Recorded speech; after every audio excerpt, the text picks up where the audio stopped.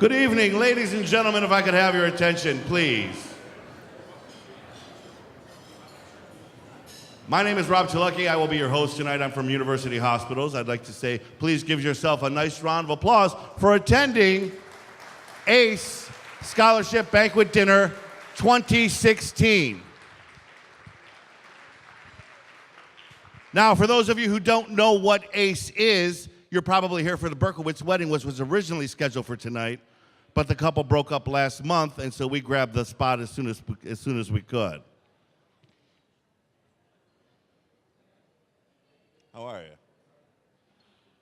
We've got a lot of things planned for you this evening, so we like to get right to the point, and then we're going to have dinner, and we'll bring up some other speakers. Tonight is a little different than years past. Tonight we have 7 teams presenting, and because we're fortunate enough to receive a grant from the, and I lost my notes, the Cleveland Foundation will be awarding $5,000 in scholarships to the top 3 presenters. So that's a lot of, yes, go ahead.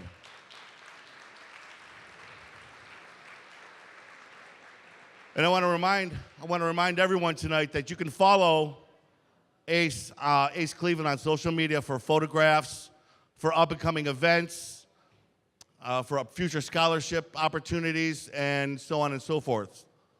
So take a look at that. Right now, I'd like to invite someone up to the stage to speak. She's a former ACE participant. She's from James Rhodes. She participated at James Rhodes in 2013 and graduated in December of 2015 with a bachelor's degree in organizational leadership from Cleveland State's Levin College of Urban Affairs. She's currently employed there as the assistant in the Center for Leadership. She received a $9,000 scholarship from ACE and College Now Greater Cleveland Partnership. Please welcome Melissa Quadrado. Melissa, did I say it right? You can use the podium or the wireless, which is podium. Okay, great. Sorry.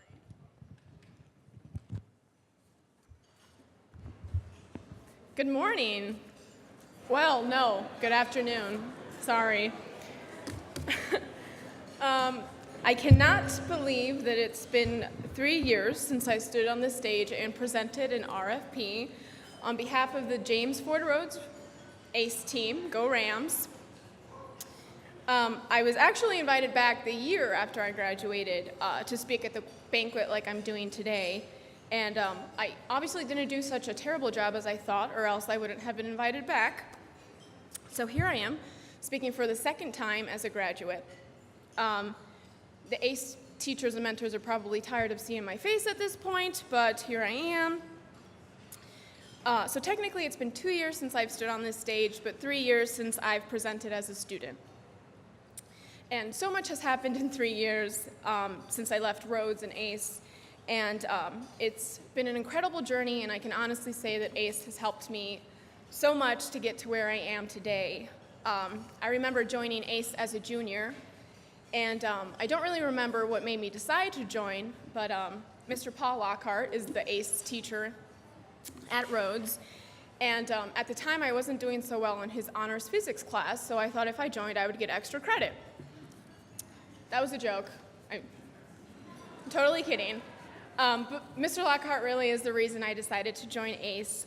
He was a great teacher, and there was just something about the way he talked about ACE and all the benefits that the program offers that made me want to join.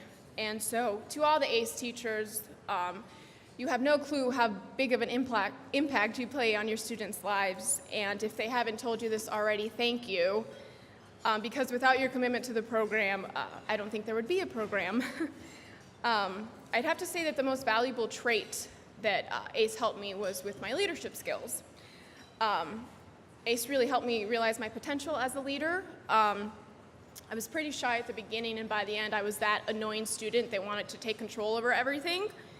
And I'm still like that today, so thank you, ACE. The program helped mold me into the driven, outgoing, organized, and responsible leader I am today, or at least I think I am. And it was that leadership and drive that ACE instilled in me that helped me to graduate from a four-year university in just 2.5 years, at the age of 20. And the generous scholarship I received from ACE in College Now Greater Cleveland made me realize that I had a group of people that supported me and that were waiting to watch me succeed. And because of them, I became the first person in my family to graduate from college.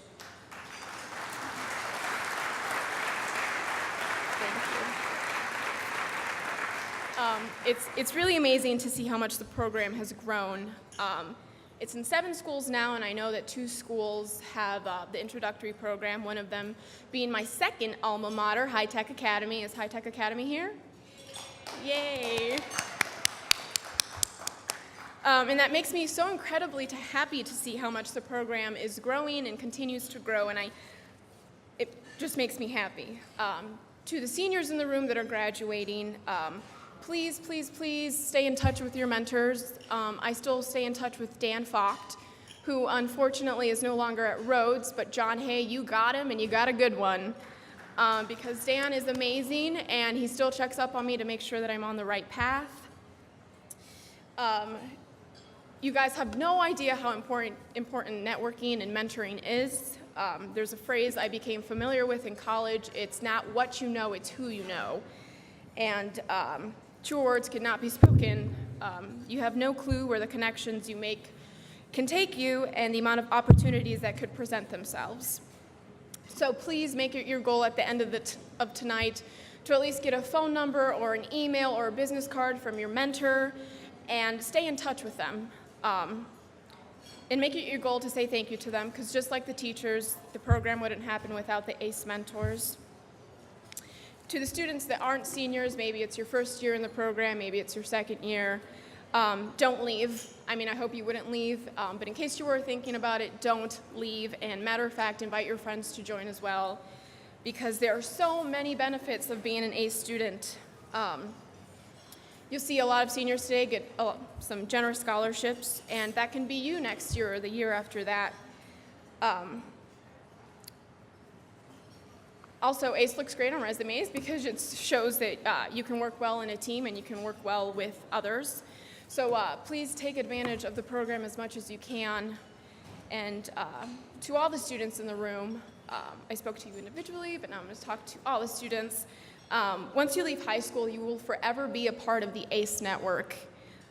So whether you stay in Cleveland and help the city to become more beautiful than it already is, or you go on to become the next president of the United States, just never forget where you came from and don't forget the people that helped get you there. ACE helped me so much, and I will forever be grateful to the program and all those who helped me while I was in it, and all of those people who continue to help me 3 years later down the road. Thank you for inviting me back, Glenn, and thank you for allowing me to speak. So let's have a great night. Thank you.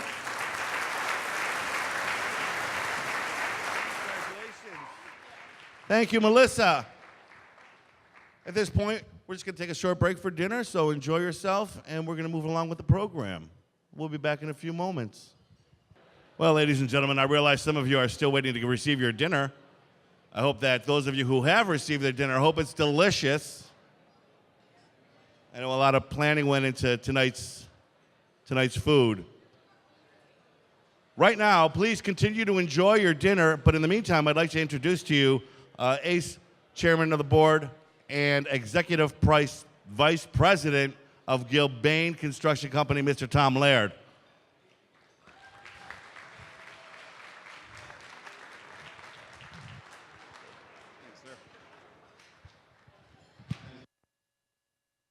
Wow. We keep saying it every year, but we might need a bigger place. This is really impressive. So thanks everybody for being here. I first want to ask that my fellow board members on the ACE Mentoring Board please stand and be recognized.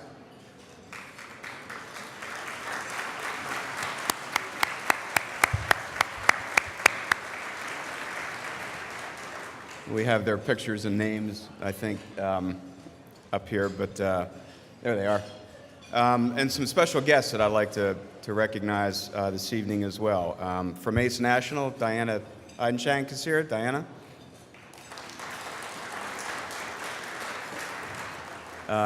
Executive Vice President of the Cleveland Foundation, Mr. Bob Eckert, I believe is here this evening, if he could stand. Or maybe he hasn't made it yet. We're honored to have Cuyahoga County Councilwoman and also Cleveland Cultural Garden Board Member Yvonne Conwell here. Councilwoman, thank you so much. And a name very similar, representing Ward 9, also home to the Cleveland Cultural Garden, City of Cleveland Councilman Mr. Kevin Conwell. Thank you both so much for being here this evening. We've got the staff from Famicos that are involved in the Cultural Visitor Center that you're going to hear a lot about tonight, and the gateway signage. So thank you, the folks from Famicos, for being here. And then lastly, Sheila Crawford, Cleveland Cultural Gardens president, is also here this evening. So thank you, Sheila, for joining us. We have several ACE alumni in the house tonight, I do believe. If you are an alumni of the ACE Mentor Program, please stand and be recognized and welcome back.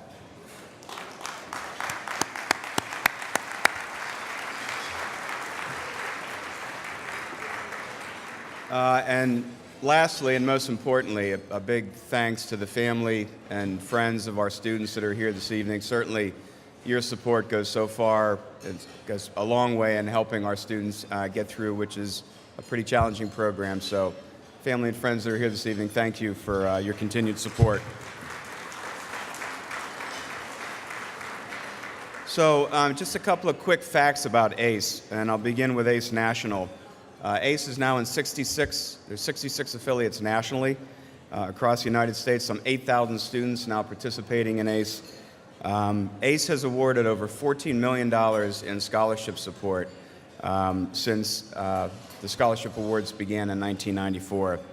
A little bit about our program here. We began in 2008, a very modest number of students, 15 students, one program, 5 mentors. And that very first dinner, we awarded $10,000 in scholarships. Flash forward to today, 2016, we are now 160 students strong.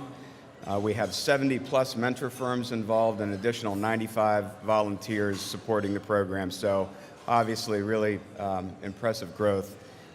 Over those 8 years, we have awarded more than $350,000 in scholarships. And tonight, we will break our record from 2015, and we will award $113,000 worth of scholarship support tonight.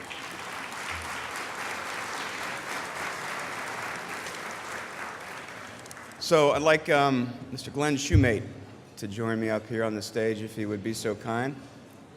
Glenn is our executive director, has another full-time job with CEA. Glenn joined us on the board and as our executive director about 2 years ago, and he has made such a profound difference from our organization with the size and momentum that we continue to enjoy. We really needed someone with Glenn's passion, his commitment, his leadership, his organizational skills. He's brought all that, and Tim, again, I'm so grateful for the support we got from CEA and allowing us to bring Glenn on board. So, Glenn, I think you have something you'd like to say tonight. I do. And I appreciate it. Thank you, Tom, for your leadership and support of the ACE Cleveland program and really bringing the ACE program to Cleveland. You know, there are a number of ways in which ACE continues to grow and further create exposure, impact, and opportunities for the design, construction, and engineering community. You know, I want to thank everyone and each of you for your support. And that community would really include students, parents, both from a high school and college standpoint, in which ACE has a number of students involved. There are several educational institutions, as well as individuals and businesses that really have helped to grow and support the strides we're making as part of the ACE program. There are also a number of professional associations, and I'll name some of those who are really active and supporters in both an advisory council and providing mentorships opportunities as well as scholarships. So organizations such as the AIA, the American Institute of Architects Cleveland chapter, the Cleveland Engineering Society, BOMA, NAWIC, National Association of Women in Construction, NAOP, as well as numerous other business partners who are committed to the ACE mission And as well as I want to recognize College Now, and I know there are individuals from College Now who are here tonight who really help to support students both with their scholarship efforts as well as providing mentors as they're away at college. I'm pleased to be involved in ACE in the role that I've been in for the last few years, and I think my involvement in ACE is facilitated, as Tom said, through the Construction Employers Association, which is a association of contractors. We represent 500 union contractors in Northeastern Ohio, providing education, public policy efforts, and youth engagement is one of those efforts that we take very seriously. So tonight is one of those nights that I'd say is a great night in terms of our continued support of youth programs in ACE. And to that extent, I'd like to note that there's also a number of students who are supported by our college partners, which include Cuyahoga Community College, Cleveland State, University of Akron, and Kent State. Each of those offer quality education and unique experiences, with Tri-C being one that affords academic credit for high school students to earn college credit for participating in ACE.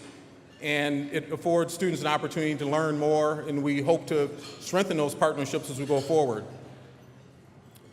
Another thing we'd really like to do as ACE is establish alumni opportunities and work with additional college partners to provide pathway opportunities from high school to college to employment. And that, again, is with support of a number of our members, a number of community partners. I'd like to invite and ask Don Dreyer, who's Executive Vice President of Donnelly's and the CA Board Chair, along with Tim Linville, and if Bob Eckert from the Cleveland Foundation is here. If not, Sylvia or India, would you please come to the stage for a second? So last year, the Cleveland Foundation, as well as this year, the Cultural Gardens and CEA celebrated 100 years in Cleveland. And it's our centennial. You know, our members are ones who built Cleveland, ones who have worked on, be it the Interbelt Bridge or Opportunity Corridor, Flats East Bank over to behind you, to Brown Stadium, the Convention Center and Hotel. So when we say we built Cleveland, it's really with the support of industry and other organizations. So one of the things we recognize in terms of legacy of building Cleveland is investment in youth. And so on behalf of all of the students, the Cleveland Foundation and CEA, we'd like to actually present a $100,000 gift to the Cleveland Foundation to be used to support and continue to build the ACE program. So I need to go back behind stage to grab the check. Ah, here it is. Thank you.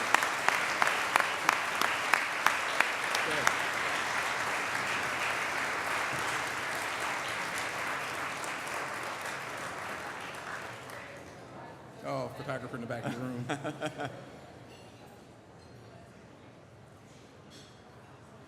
All right. Well, thank you, everyone, and certainly Tim and Don, thank you for your support. Cleveland Foundation and Tom, we also appreciate your leadership. Thank you very much. Thank you. All right, appreciate it.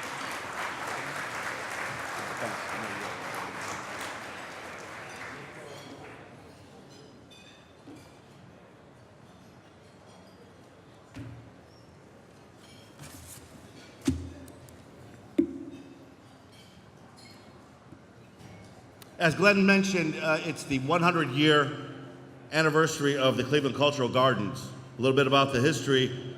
They were first established as the Shakespeare Garden, went on became the British Gardens, and now includes 29 gardens of different cultures and backgrounds of the world. As part of the centennial celebration, there's a ton of events and projects planned throughout the entire year. But the RFP for ACE, the request for project, focuses on two small areas, and they are, the first area is it's called the Centennial Greenway Description. Now, it's the area between, it's the intersection by East Boulevard and Superior Avenue. Some of you may know it. It's by East 99th Street. I don't know if there's I guess there's not a picture of it on the screen to visualize it. You can see it in the program. I drive past that intersection every day on my way home from work. There's an old house on the property. So the project includes the beautification of the area as well as the rehabilitation of 1269 East 99th Street, which is this old building The foundation, Famicos Foundation, collaborating with the City of Cleveland Community Development Department and Cleveland Foundation, wants to redevelop this historic building. It's one of their ideas. They say it can be a cafe, a cultural learning center, perhaps some parking spaces, maybe a bike share, that sort of thing. The other area is the surrounding area, the street right there, which is part of East Boulevard, which is the beautification of that area. Right now it's one-way traffic only, and they estimate about 40,000 cars travel that area every day. And so it's maybe putting some lighting, some signage, other things. And these students that you're going to meet tonight have all pulled together with different ideas on what they would like to see happen, and you're going to see those presentations this evening. And as each student presents their project, we're going to have a reactor panel who is going to react to the presentation, much like American Idol or The Voice, if you will. So without further ado, I'd like to introduce the reactor panel. And they are, find my note. They gave me a book to read from tonight. Okay, so the first is the program director of the Community Development Cleveland Foundation. Please welcome India Pierce Lee. India.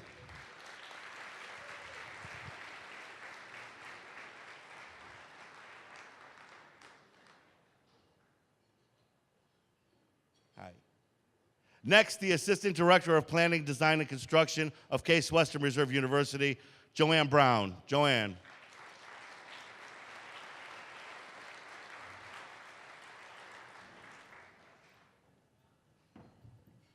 And the president of University Circle and past ACE board member, Chris Ronayne. Chris.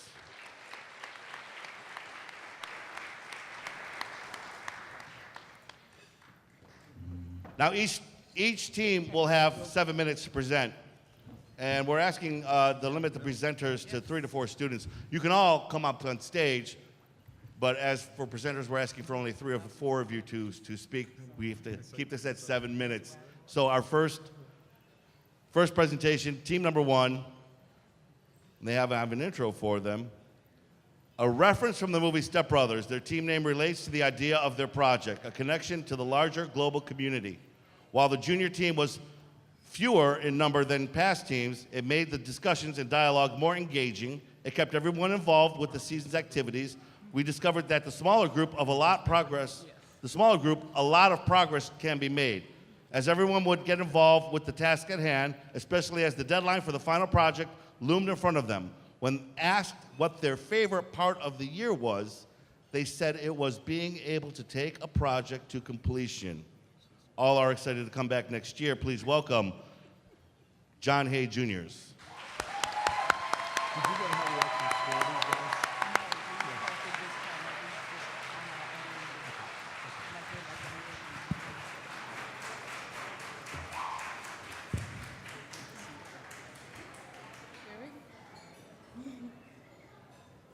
Good evening, ladies and gentlemen. My name is Anais Harris, and this is Anthony Greer, and that is Akwazi Dua. Today we'll be talking about our floor plan, our motivation, and our main attractions. Now, we chose to do a visitor center because we felt it was a great way to give an up close and personal with the different cultures around. And the cultural gardens. Now, the purpose for the cultural gardens is to represent and acknowledge the various nationalities that have taken residence in our city. And with our visitor center, we hope to inform everyone of these different and diverse cultures by enhancing visitors' experience, by connecting the local gardens to the greater global community. Now, I'm going to pass it off to Akwazi so he can talk about our floor plan. Good evening, everybody. I'm just going to give you all a brief walkthrough of our visitor center so you can get an idea of what you will be looking at as you would go through it. So as you enter our first floor, you would first step into the lobby. Now in the lobby, there are two main elements. The first would be the elevator, and that can be used for anybody who is disabled or handicapped so they can access the second level. We also have a large map of the cultural gardens where if a visitor were coming in and they just wanted to just see where they can find a specific one, they can be able to look on it on a large table, and they will be able to look at it, find directions, and know exactly where they have to go. So as you would exit the lobby, you would then enter into the first section of our exhibit space. Now, in the entire building, we have over 4,500 square feet of exhibit space. And we've designed this space so that it can be adaptable to current trends. So if one culture would be focused on at the first part of the year, then as the year would progress, then it can be changed to suit different cultures. Then towards the rear of the first floor, we would have our men's and women's restrooms. And we also have a presentation room that can be utilized for businesses and also for schools. If they want to do educational things there, they would have a space to do that. So then you will go up the stairs, and on our second floor, we have the rest of our exhibit space. And towards the rear, we also have our administrative offices. Then you will go back downstairs, and you would exit into our cafe and our gift shop, and then after you leave the gift shop, you would step back into the lobby. So it kind of we designed it so that you can have a flow, so that it's easy to flow around the building. But there are also two primary features in our visitor center, and that being the cafe and our cultural globe, which Anthony will now discuss.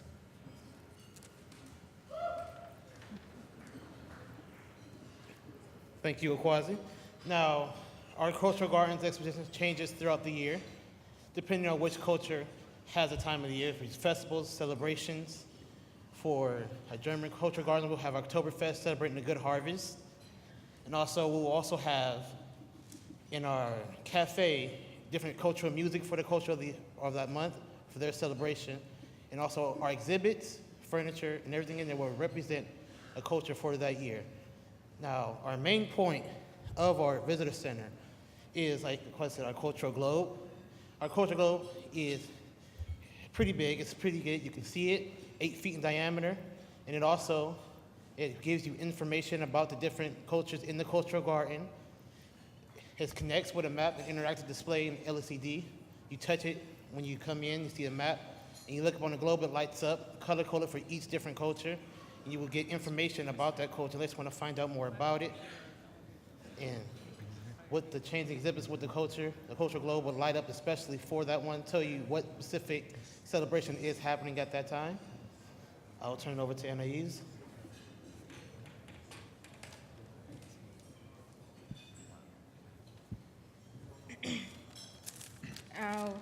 Like I said earlier, we wanted to give people a more up close and personal with the cultural gardens, and basically let them know like where they come from and their background more. But that basically sums it up. We have, there are other members of our group over there. If you could guys stand up, please.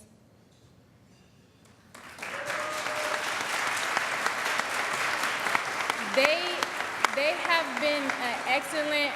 They have been a part of it from the beginning. They actually helped us a lot, and it was great working with them. It was a great experience, and I appreciate our ACE mentors for giving us the opportunity to come here and show our design. But thank you. We hope you enjoyed our presentation.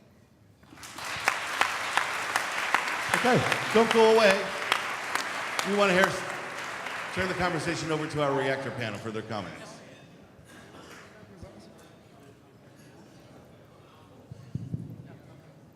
I guess I'll go first on this first time around. I'm going to let the team know that I'm very impressed with this presentation. The professional quality of the graphics is amazing, very easy to read. I loved it. I love the theme and the idea of the global connectivity. It's fantastic. Well done. Likewise, proud of you guys. Spent a little time at your school from University Circle in your architecture and design program, and you guys have really evolved. I also want to say it's good to see this group evolve like this. India, I'm going to steal her line because we were whispering. We said, well, why do we pay all these professional consultants to do what the students are doing? I stole it. But now I've offended half the crowd, right? But you guys, great work. Couple of things. The Visitor Center, very relevant. The nearest one is at Mayfield and Euclid around the Museum of Contemporary Art. It's a mile and a half away. Got to have eyes on the park, have something accessible. So, like Joanne said, connecting, I think that's the operative here. Neighborhoods, region, to the park, to the greatest park in Cleveland. I know that Sheila Crawford, if she's out here to appreciate the office space, her office space is over at the Ariel International Building, and if you're going to be a steward of a place as an organization, you have to have those eyes on the park. On the actual graphic presentation, I used to sit on the Planning Commission and on landmarks with my friend India.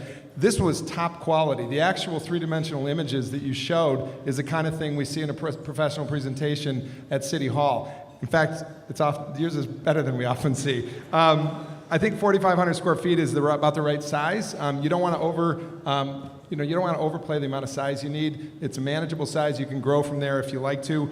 I think the issue of the cultural globe is really impressive. It is something that CCGF is working on as a centennial dedication. So Sheila, we should connect you to the students because they literally are looking at some kind of globe interpretation down on the civic space. So you're already ahead of the game. To the programmed events, I think everybody out here would say, why not? Why not? Why not? We have a great, great park down there. We've been down there with HUD Secretary Donovan. He loves that when he was the HUD Secretary. We've been down there with Meet the Press, and they're always amazed. But then they say, beyond the park, what do you do here? It's always lacked for a bit of program. Maybe there's been fits and starts, but why not? And finally, I just want to say, you guys act like a team. You presented in a way, a third, in a very professional way. And I would put you up against anybody at the Planning Commission or the Landmarks Commission at City Hall any day. Congratulations. Just to add to that, since Chris stole my line, yeah, he's in trouble. But I think this was very well done, very high quality, again, very professional. I would hire you today. So as Chris and I talked about, I like the idea of the visitor center to give people a place, an intentional place when they come into the cultural gardens. There's no place to go right now, and it gives people a reason to stay. And so I think that the square footage makes sense, the cafe, the programming that you talked about, and I love the globe. So thank you, and thank you for your presentation. Very well done. Thank you. John Hay Jr.'s. Next, we're going to be hearing from New Tech East. This year, the project RFP focused on the celebration of Cleveland's cultural gardens, with the students having option to design a visitor center, gateway, or pathway plan. Our students chose to pursue the design development of both gateway element and visitor center as a combined project. Through the use of the Famicos Foundation building and adjacent American Legion Peace of Nations Garden, the student focused on two bold moves to make a statement that offers identity and connection between the garden and the community. Please welcome New Tech East.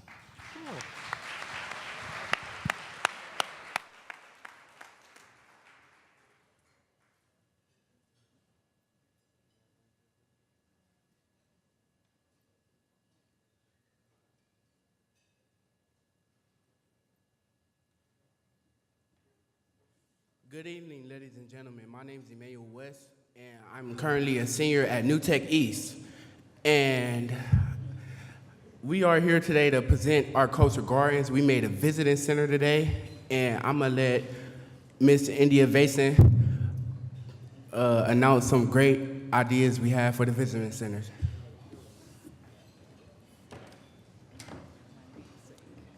Hello everyone, my name is India Vason, and I'm also a senior at New Tech East.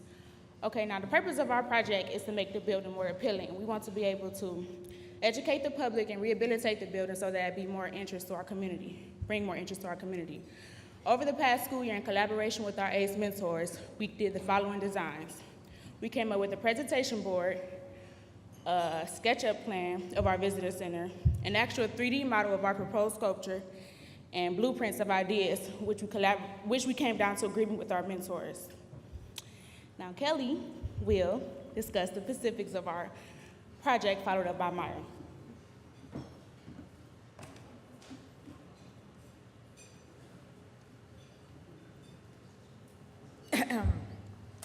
Good evening, ladies and gentlemen. My name is Kelly, and I guess I'll get started. The first proposal we have is the visitor center. On the screen are different views of the model we created for the center. Our digital team used SketchUp to make these floor plans of the floor. On the first floor is a gift shop to provide income to help fund or maintain the visitor center by selling culture-based gifts and snacks. Next is a staircase to the second floor that we moved from its original location. In addition, we are providing an elevator for use by staff and special needs guests to access the second floor. Bathrooms and a maintenance closet will be in the rear of the center. The main feature, though, is the multi-purpose room and the kitchen. It is a two-story and second-level room, it is a two-story and a second-level room that features a whole wall glass design. The purpose is to provide a space for individual culture groups to showcase themselves through cultural dances, music, and food, etc. We were thinking like a different group every week or two in a rotating basis. In addition, space could be rented for meetings and small parties to generate additional funds for visitor center operations. On the second floor, we have the following: offices for use by the visitor centers and staff, an awesome viewing room which we would have multiple digital screens where visitors can come in, they can dial up on a computer, they can dial up a country on a computer, relax and watch a preset presentation about specific country, cultural history, music, dance, food, etc. on different viewing screens. We also have an upper level of the multi-purpose room here. In the back, we have an emergency exit to provide safety for our guests on the second floor, along with additional bathrooms and a maintenance room located in the rear. And now I will have Myron Rivers present.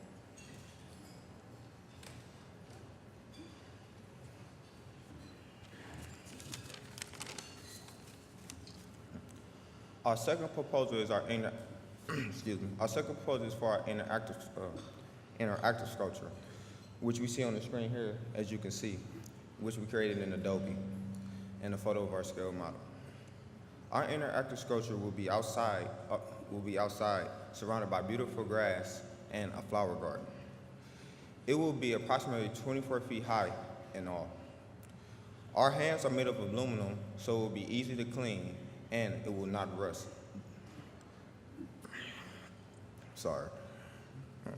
It will also be spinning with water coming out. So as you bring your kids and little kids also, they can be entertained as the adults enjoy our amazing visiting center. The purpose for us building this is because the world around us is falling apart, and it's not a lot of things for our youth, our generation to do these days. So we came up with an idea that's something that was eye-catching and interactive. The globe stands for the world that we live in, and the hand stands for all of us holding the world up so high. And CLE not only stands for Cleveland, but also stands for Cultural Living Experiences.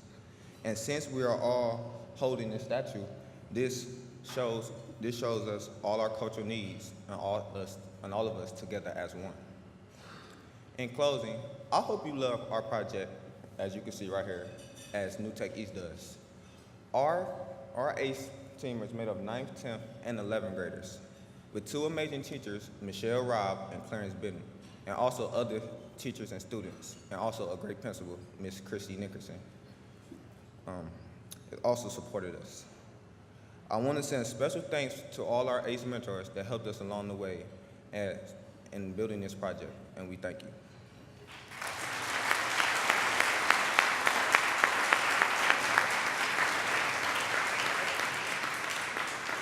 And we'll turn the conversation over to the reactor panel. Thank you, New Tech East Tech team. I love the mission statement that you included with your project. I love the fact that you have a rotating exhibition, And I love, again, that 24-foot globe that brings people together and the hands that hold us all. Thank you. Yeah, Glenn came over and said keep it brief, so I'm sorry, it's hard to do. You guys are great. I would say a couple things. I think your focus on kids is absolutely imperative. I know the Conwells and John work in the neighborhood. We need programming. You guys know that. And this is a great opportunity here. I think the multi-purpose room is very important, very needed. A lot of nonprofits lack for space, classroom space. So thinking through the program, I thought was really the most thoughtful part of your presentation. You know where to go with your idea. I like the model. I had a friend in high school who tinkered around with models. We always wondered what he was doing. Then he went to work for the same company that retrofitted this building, the Jacobs Group. There's a future in model building. I think your presentation graphically is great, and I think just keep the focus on the functionality of the building, the kids and the multi-purposes. I know our neighbors in Glenville will attest we lack for that kind of space, so good ideas. Great. I'd just like to add a couple things. I love the adaptive reuse of the glass wall and the connectivity from inside to outside on the building. I think that was just a great move on your part, respecting the existing architecture, but then also opening it up and giving a view inside. I also commend you on your detailing with the globe element and all the thought that went into it with the water feature, with the symbolism of the CLE. Those little nuances didn't go unnoticed. Good job. Ladies and gentlemen, that was New Tech East. Congratulations.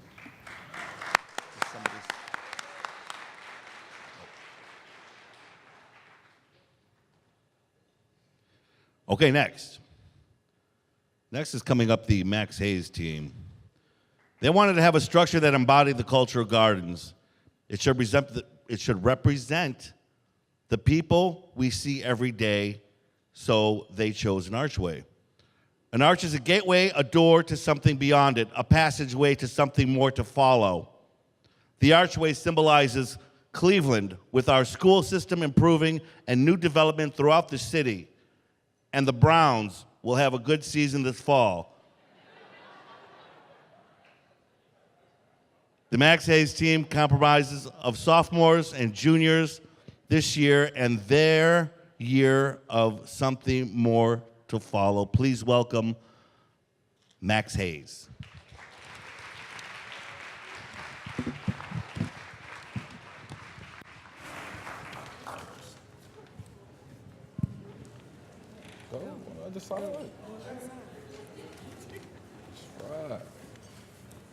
Good evening.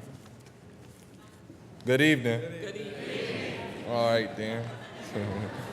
My name is Devin Long. I am a junior at Max Hayes High School, and I'm currently in the Building and Property and Maintenance program. Today, we'll be preparing our improvement project, Archways to Success, entrance to Cleveland Cultural Gardens. Hello, my name is Keyshawn Williams. I'm a sophomore in the auto body collision repair pathway at Max Hayes. Last fall, we were excited when we found out we were going on a field trip to the Cleveland Cultural Gardens with our ACE family. It was a beautiful autumn day, and using Google, we researched what these gardens actually were. We learned that there are a collection of 31 individual gardens that represent the different ethnic and community groups that make up Greater Cleveland. The cultural gardens are located on a narrow 50-acre strip along East and MLK Boulevard between Lake Erie and University Circle. The 254 acres of land were donated to the city by industrialist John D. Rockefeller. The gardens were created in 1916 and are a lovely visual depiction of Greater Cleveland's diversity. The first cultural garden was the Shakespeare's Garden. The majority of the gardens were built in the 1920s and 1930s. Today, the cultural gardens include fountains, decorative ironwork, and over 60 sculptures. Good evening. My name is Taneja Powell, and I am finishing my sophomore year and currently in the IT network program at Max Hayes. Going back to that beautiful fall day when we were on our yellow school bus and we kept asking, "Are we there yet? Are we there yet?" Then the bus stopped. We had no idea that we were there. We were expecting some kind of huge sign or banner. This is the moment when our team chose the Gateway Design Project. We wanted to have a structure that embodied the cultural gardens. It should represent the people we see every day, so we chose an archway. When you drive through or walk through an archway, it implies a special meaning or feeling. It welcomes you. It lets you know that you have arrived to this special destination. Here are a few examples of famous archways that we researched during our ACE meetings. The Gateway Arch in St. Louis, the Arc de Triomphe in Paris, France, the Cuyahoga County Fairgrounds entrance, Cleveland's Playhouse Square Archway, and the entrance to Walt Disney World. We want the visitors in the 40,000 cars that drive under our archway designs each day to have a welcome feeling every time they enter our Cleveland Cultural Garden. Weekly, our ACE team worked our way through the engineering design process to accomplish our archway model design. Our design was used to demonstrate what we did not see at the Cultural Gardens. Many of our Hispanic and Latino classmates noticed there was not a Latin or Hispanic garden. So as a team, we decided that each culture can be represented by a symbol throughout our archway design, even if they do not have a garden. Flowers and plantings can be used for this as well. Color elements such as flags can bring vibrancy to the gardens all year long. Kiosks will assist with safe guided tours to give directions to visitors. Now, Devin will be discussing the design elements. Design elements. Stated previously, we are using this archway as our gateway element. Upon entering the Cultural Gardens from I-90, you will see the archway of Norfolk Southern Bridge. We would like to add the Cleveland Cultural Gardens to the structure itself with flags and vibrant color. The sign will be lit up at night. We think it is important to add the word Cleveland for the photo opportunities for tourists. In addition, we add a kiosk to provide direction. At East Boulevard and East 100th Street, this is the location of our actual entrance to the visitor center. As you saw from our sketch, the gateway has an arch with symbols representing the different cultures. This structure will also be lit up at night. We have kept traffic flow for this area the same. If required, due to the increase of traffic for visitors from the visitor center, the capacity of existing roads can be revised by expansion. There is currently a bike lane and one-way traffic on this road. During special events, it might be beneficial to restrict and redirect traffic flow with the use of traffic officers. Other design elements we use addition to a waterfall, which can be used to divert storm water from the new visitor center's roofs and parking lots. Another idea we had is that we could use flowers from different countries that require higher moisture content. At this location, we also have flags and added the element of color. We have 4 kiosks placed at various locations throughout the Cultural Gardens. We believe wherever there was parking, we will have a kiosk. We also place benches along East Boulevard. Our final location at MLK Boulevard and East 105th Street will have a larger gateway and a kiosk and a flag element. Finally, the cost estimate. We estimated these elements will total over $500,000. Estimated construction time will approximately take 4 months based on the weather. The longest time will be the production of the gateway. One question we would ask ourselves throughout the design process was, what does an archway symbolize? An archway is a gateway, a door to something beyond, a passage to something more to follow. Our archway symbolizes the city of Cleveland, with our school system improving, sports teams winning, and new development throughout our city. We hope that Project Archway to success will be the improvement project chosen tonight.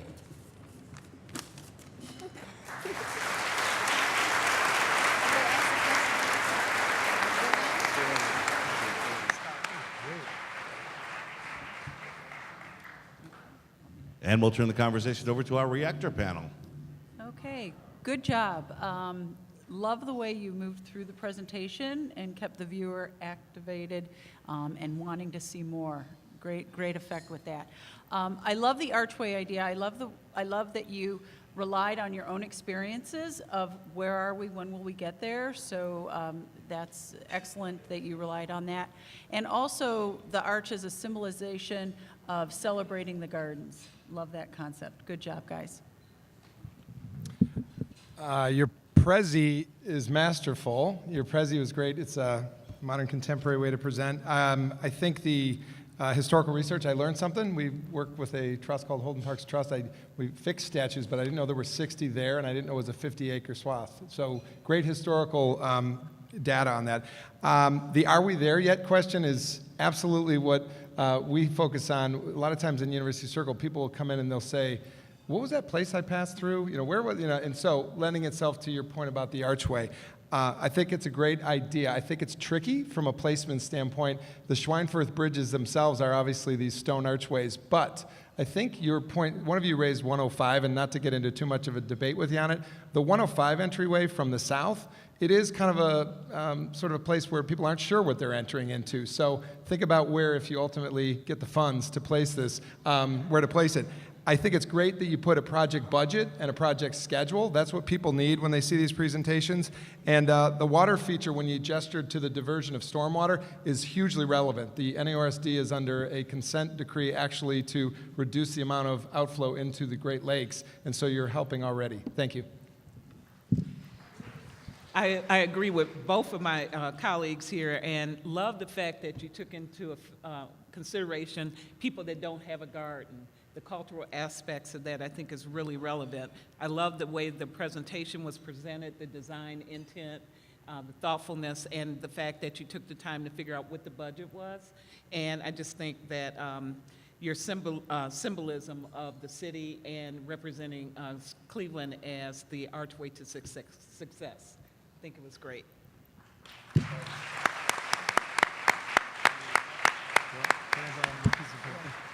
And that's Max Hayes.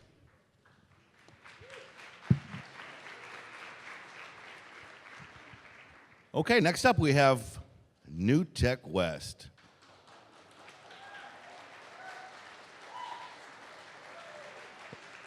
The Cleveland Garden Foundation's theme of peace throughout mutual understanding blends nicely with the New Tech West ACE team name of Achieving Cultural Unity.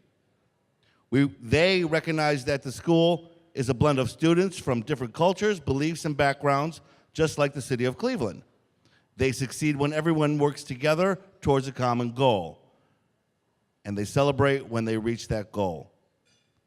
This was their approach to the RFP focus on going from old to new to create a visitor center that highlights the Cleveland's cultural gardens. Please welcome New Tech West.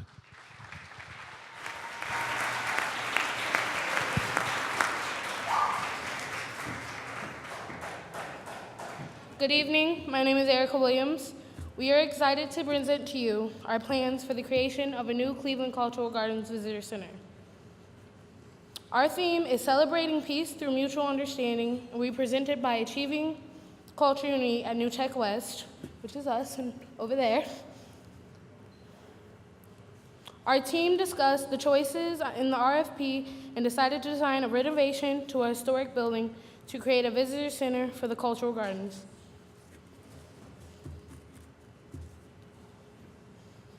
Pictured here is a building over 100 years old and sits on East 99th Street, overlooking the American Legion's Peace Garden. The building's neoclassical architectural features include brick coins displayed on the edges of the buildings, keystone lintels above the windows, and Greek-like columns dominating the entrance. Now, let me introduce Cesar.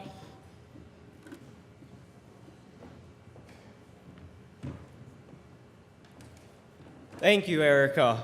Now, for our design intent, we wanted to link the past with the present. We did this by integrating the building's historic design with modern design.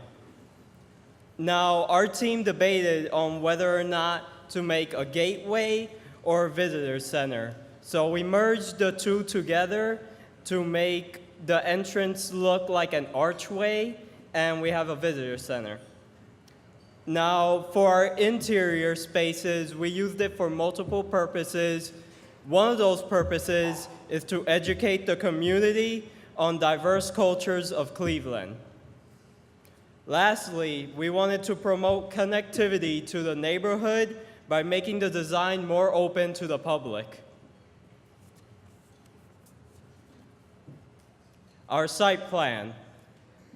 We added a metal archway on East Boulevard to make the building look more appealing. We also added a parking space across of the building, and we added a bike share next to the parking space so citizens can rent bikes. We added an ADA accessible ramp which goes through the cafe plaza, and an example of how the ADA accessible ramp will look like is shown on the right side of the PowerPoint. Now we added the entrance to the side where the cafe plaza is, and we wanted to make sure that the building was connected to a garden, and we did this by when people leave the building to go to the garden, it will make it seem like it's a straight path to go through the garden. Now our exterior. We changed the main entrance to make it more accessible to citizens. We put an outdoor gathering space on the second floor of the balcony so people can relax or eat. We changed the entrance to make it full of glass and made it green. The reason why we made it green is to represent nature and to represent peace. I will now present Joel for the next couple of slides.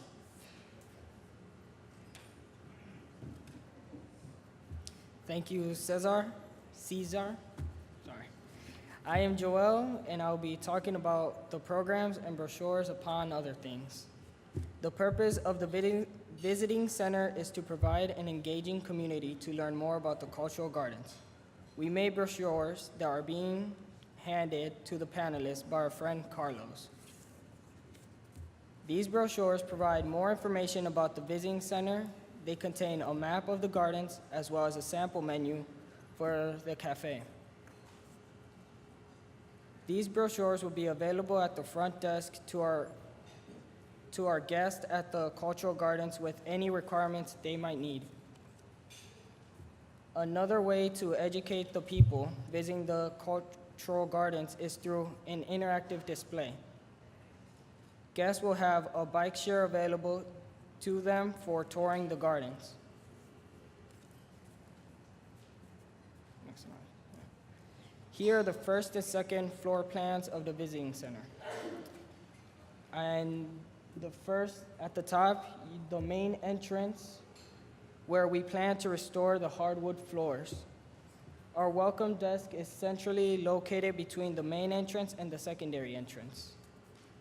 We also created an interactive room where guests can further learn about the gardens. Off to the side, there's a cafe located on the first floor to provide food and beverages to our guests. Located in the main entrance are the public restrooms. Now walking up the stairs to the second floor, at the bottom, we've created an open floor plan with lounge furniture and a small library.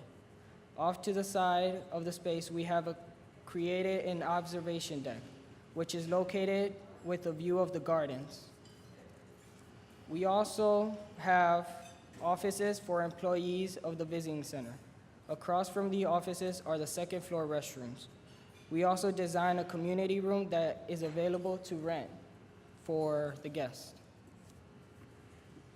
Our plan is to restore the interior architecture to its original style using modern colors and contemporary finishes. The furniture will be colorful and modern. By doing this, we are integrating the past with the present.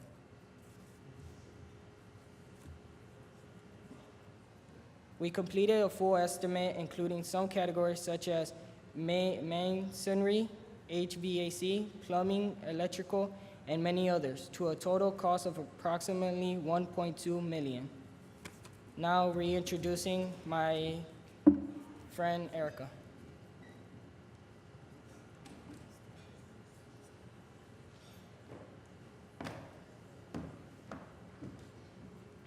Thank you, Joelle. We created a space that represents the history of the gardens, but also adds a modern design and activities that will attract people of all ages and cultures. Our visitor center will allow every person visiting the Cleveland Cultural Garden to come together, to learn about all the cultures that make Cleveland a rich historic melting pot. Let's make this part of the rebirth of Cleveland.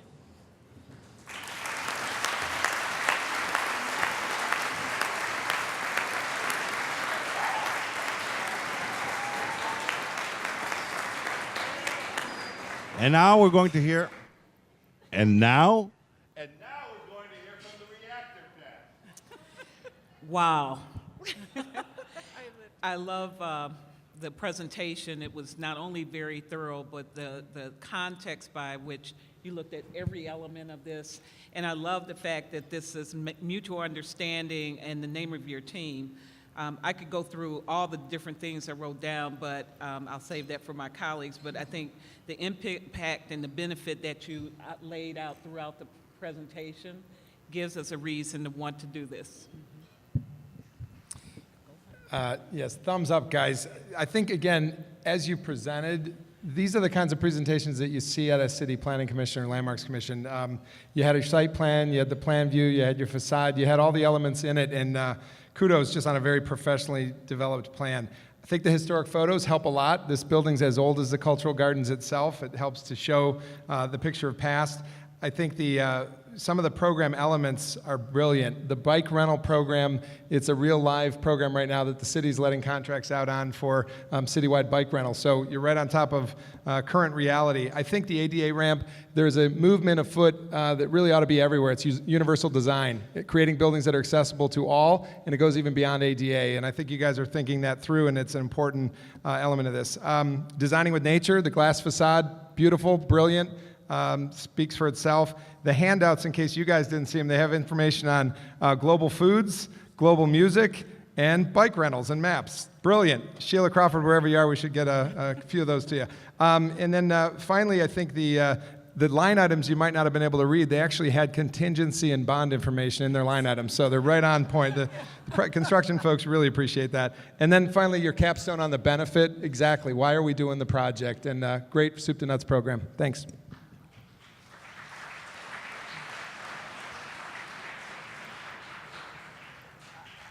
I really reiterate all those comments. Home run, slam dunk, very well done, very well done.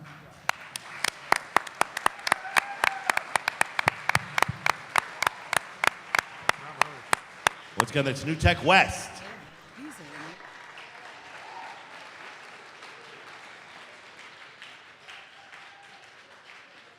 We've got more presentations to come, but we're going to take a short break right now, and I'd like to introduce you to the Executive Director of Early College Outreach Programs at Cuyahoga Community College, Kenneth Hale, and the Director of Construction Services and my boss from University Hospitals, Cassandra Johnson. Thank you, Rob. Yes, sir. Oh, you got it. Perfect. Good evening. Good evening. I learned that from that young man that was out there. We will now introduce our first group of scholarship winners. Eligible seniors were required to complete applications, collect reference letters, and create comprehensive essay responses, which were reviewed and evaluated by the committee. We also took into consideration their academics, test scores, and other extracurricular activities. However, a key part of the evaluation was each student's level of participation, teamwork, and leadership within the ACE program. Thank you very much to the Scholarship Committee for their time and input to evaluate the applicants. We're going to ask that our Scholarship Committee please stand so we can give them a round of applause. Scholarship Committee, please.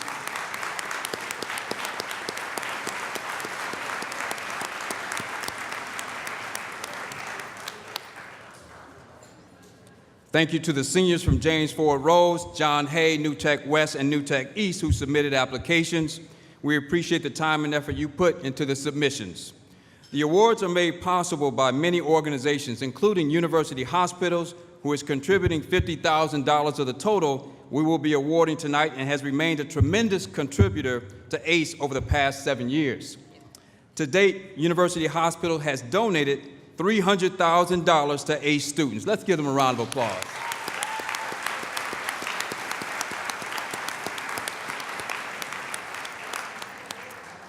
We also have 12 companies and local organizations providing individual sponsorships and 2 universities who have committed to match the University Hospital funds to provide additional support to our students. Additionally, for the second year in a row, we have more than $18,000 available from the Cleveland Foundation for students planning to study architecture. Special this year, we're pleased that Mr. Kendall King, an ACE Cleveland alumni from John Hay, is also donating $1,000 to one of our graduating seniors.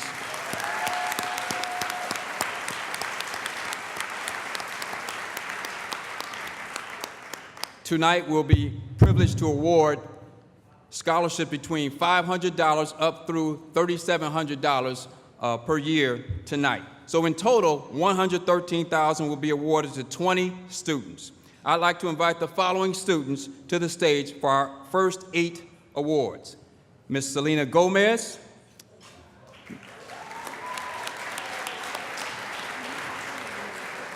Ms. Tori Atkinson. Yes, please come up and line up this way. Ms. Miracle Carter.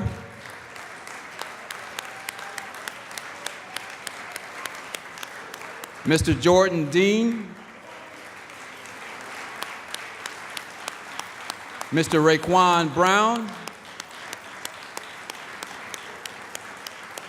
Ms. Alexandria Williams. Mr. Zachary Clemens. And Mr. Alexander Morales.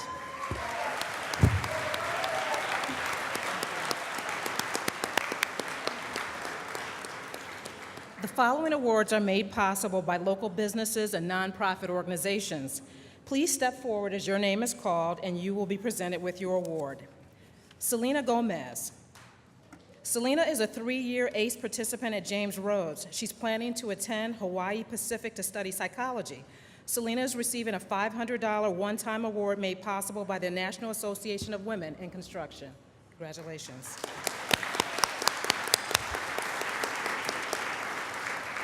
Tori Ericksonen. Tori is a 2-year ACE student at John Hay. She's planning to attend Ohio University to study education. Tori is receiving a $2,000 one-time award made possible by Regency Construction Services.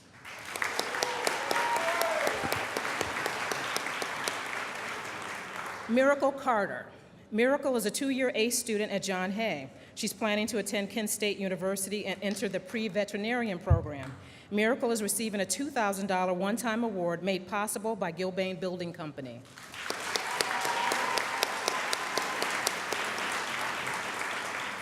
Raekwon is a 2-year ACE student at John Hay. He's planning to attend Eastern Michigan University to study nursing. Raekwon is receiving a $2,000 one-time award made possible by Donley's Construction.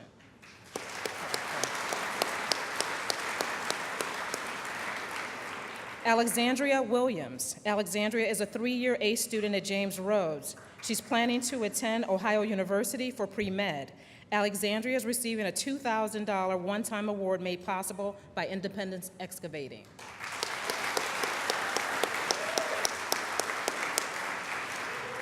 Zachary Clemens. Zachary is a 2-year ACE student at James Rhodes. He's planning to attend Cleveland State University to study engineering.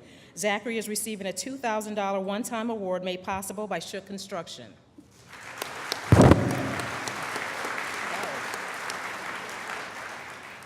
Jordan Dean. Jordan is a first-year ACE participant at John Hay. He's planning to attend Kent State University to study engineering. Jordan is receiving $2,500, a one-time award made possible by the Construction Employers Association and the Carpenters Associations of Cleveland.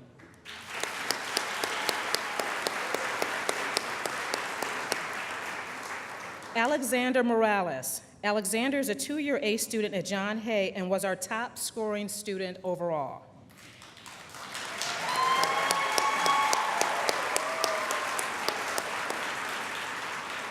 Alexander has already received the full Young Scholar Scholarship to attend Ohio State to study engineering.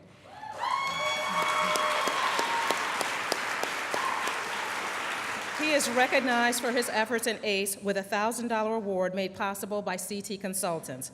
Congratulations to all the winners. You may be seated.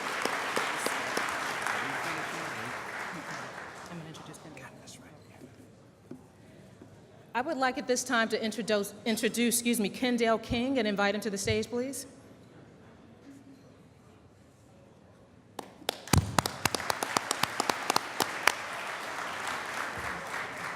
How are you? We have a special opportunity tonight where one of our alumni will be personally giving an award to one of our students. Kendall is an ACE Cleveland alum who participated in the scholarship selection process with the board and mentors. Kendall is an auditor for Deloitte and attended Morehouse College and Cleveland State University. Kendall has earned 3 degrees, business administration and a master's in accountancy since graduating from John Hay. Kendall is 21 years old.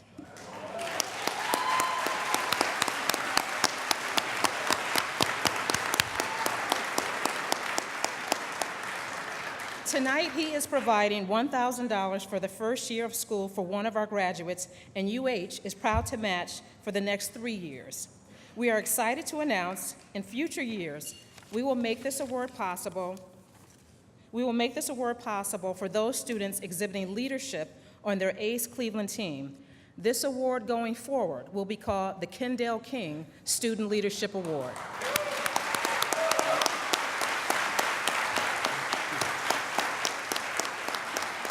Hello. That was a long time ago. I am honored to be here, and the program, it really helped me a lot. I wasn't really good at architecture, design, engineering, construction, anything like that, but the program itself taught me that I could, be a part of a team and still have something to contribute, even though I'm not, actually good at what's going on. And that is the reason why I wanted to donate and start up a scholarship to give money to someone, not just because they're in architecture, construction, engineering, but because they're a good team player and a good team leader. And team leaders are not just people who just, stand out in the front and say, do this, do that. It's different type of leadership skills, and I know the committee and we were talking about different people to consider for the scholarship. And it was kind of a debate about what really makes a leader. So in the end, the person who received the scholarship, I was reading through his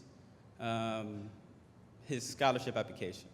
And for myself, just reading the application, I was like, okay, he's one of the people to look at. And then after getting the recommendations and the other materials from the mentors who were at the school and talking with teachers, it just solidified the fact that, yeah, this guy is the one. So he is currently deciding on going to Cleveland State to major in film. And he's a 2-year ACE participant, and I'd like to welcome up Robert Moore.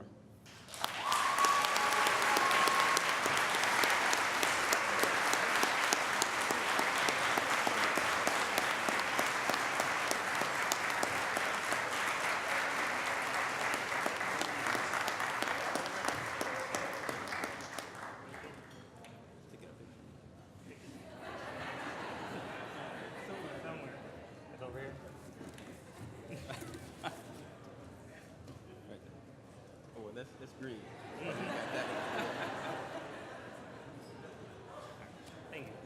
Thank you for everything.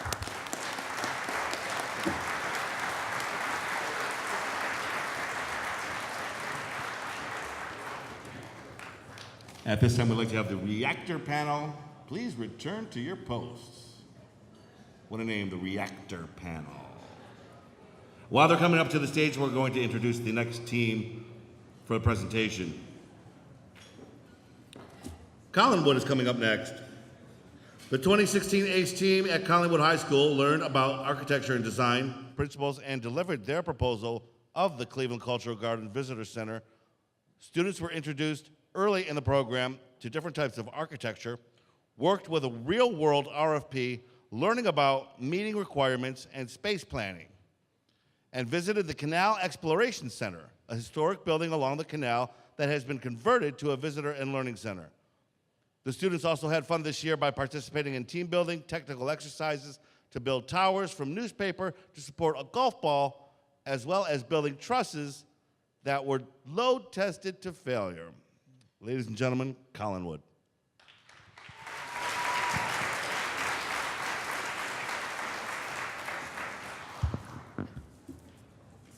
Good evening, everyone. My name is Sirocco, and I'm here with my colleagues, Ania Hankins, Taylor Benford, and Latonio Brazil. We are here to present on behalf of ACE at Collinwood High School. This year, Collinwood chose to design a visitor center in celebration of the Cleveland Cultural Garden Centennial. We titled our project as a cultural beacon because the visitor center is a modern cultural center where the history and elements of each culture in the gardens can be shared and showcased. The visitor center will act as a gathering place for the community and provide growth opportunities for the cultural gardens. The ACE project has specific requirements that the visitor center should meet. These requirements include redevelopment of an existing historical building site and design of several elements like parking spaces for visitors, an area for bike parking and bike rentals, office spaces for the foundation, public restrooms, and a space to serve beverages and offer maps. Our team chose to preserve history and incorporate a cultural, modern theme into the visitor center. We preserved and redesigned the existing building. We used an outdoor space to bring together the atmosphere with the visitor center design. Lastly, our team incorporated elements of technology to provide entertainment and learning, which will attract local Clevelanders and visitors to the center. Now I'll bring Ania Hankins up.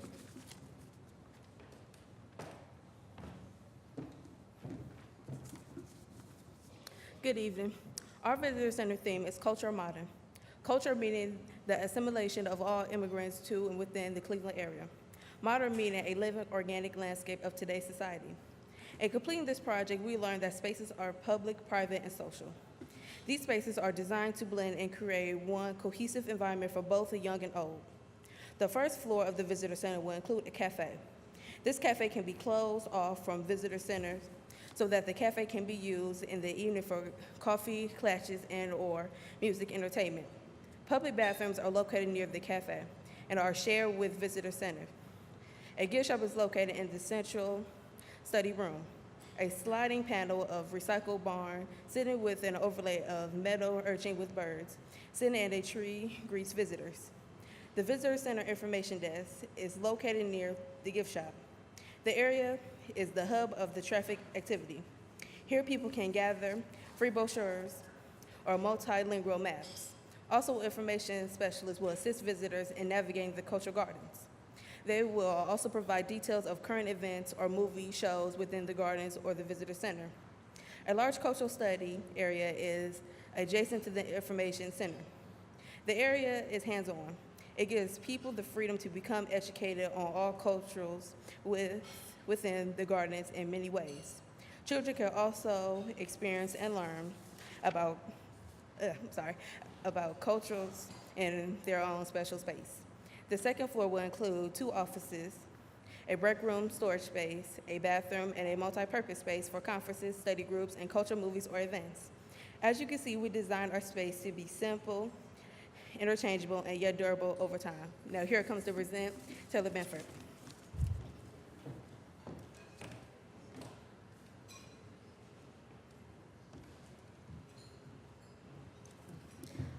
I'm here to represent the outdoor group of this project that we're doing, obviously, because we want to do the center. The first thing we wanted to do was create a parking lot with RTA bus access and ADA site accessibility. It would allow pedestrians to visit the center from any point along the bus route. It would also be the first parking lot to be used in the cultural gardens. The ADA access pathways would connect the parking lot to the visitor center and the gardens. It would also have multiple parking spaces. We also want to incorporate a bike share where visitors can rent bikes and explore the gardens in the Euclid corridor area if they chose to. We wanted the bike share to have a more futuristic feel along with the rest of our visitor center where you could just swipe your card and go.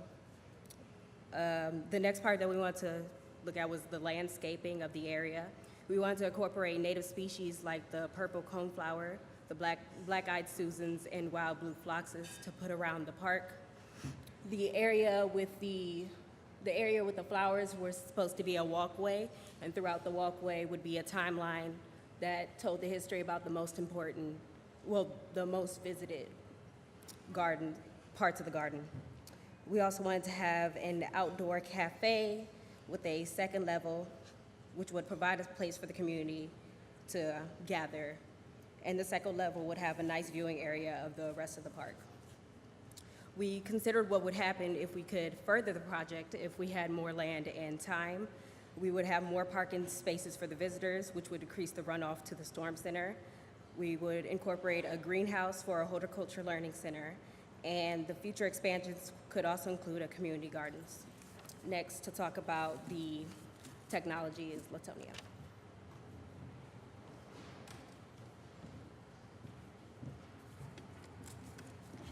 For an interactive technology experience at the Cultural Gardens, we will include the newest innovations of technology to enhance the consumer's cultural experience. We will cover 4 interactable pieces of technology for the part of this presentation.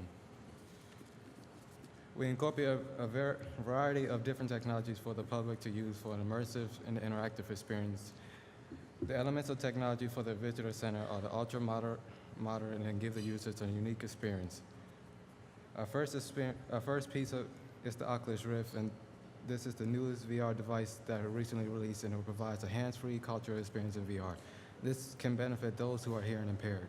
We also have a wireless Beats Studio headphones connected to iPads to allow visitors to listen to different music from the culture at each garden.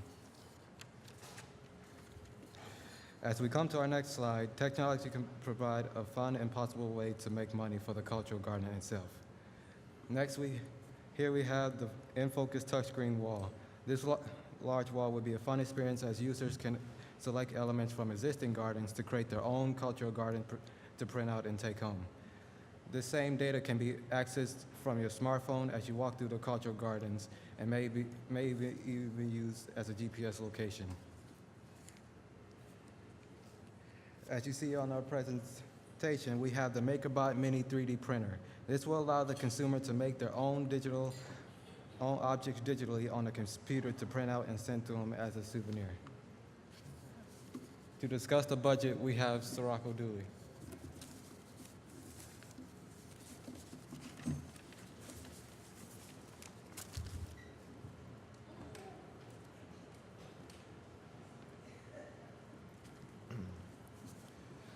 Our overall project will cost about $2.2 million. The majority of those funds are to be spent for the building rehabilitation.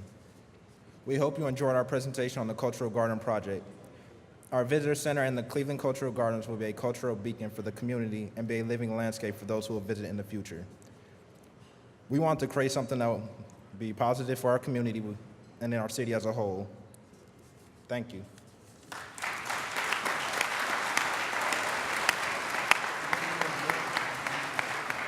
And we'll turn the conversation over to the reactor panel. Well, since I'm a former railroader, I get to go first. She's biased.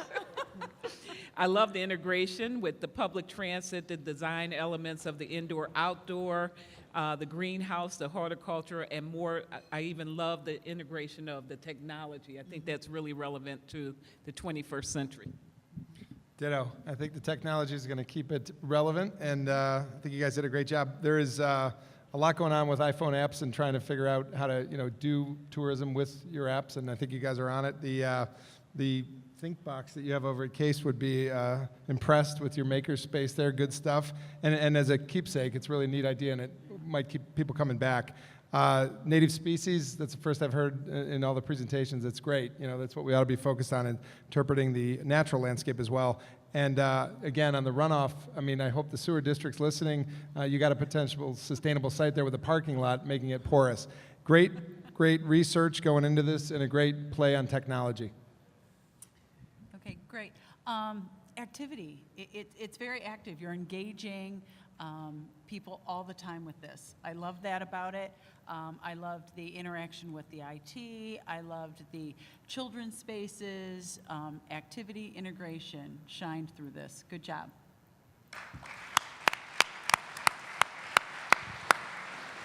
Ladies and gentlemen, Collinwood.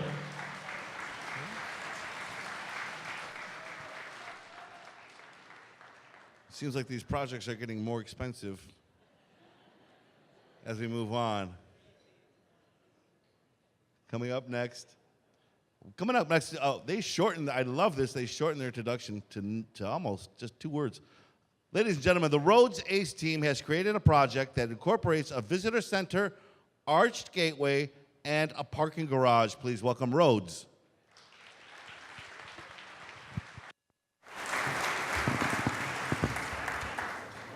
Hello, everyone.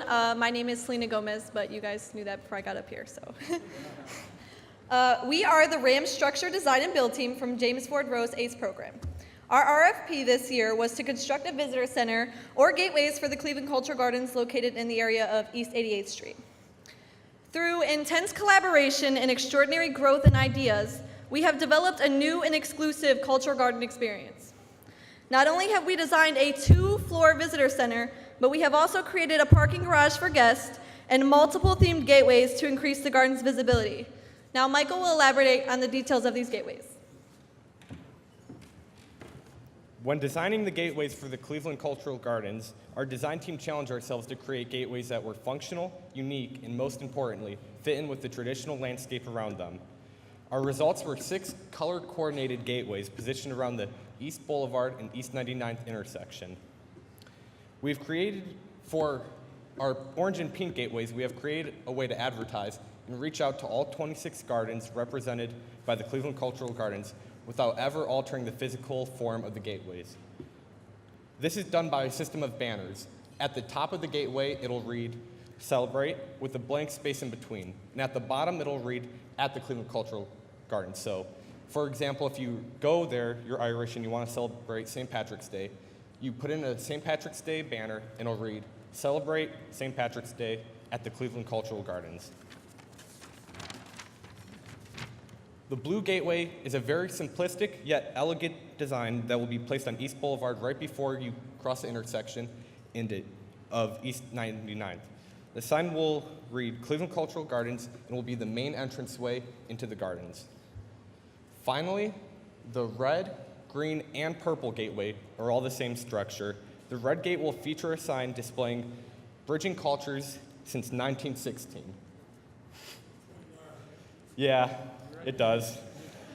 The green gateway will feature the same advertising banner system as the orange and pink gateway.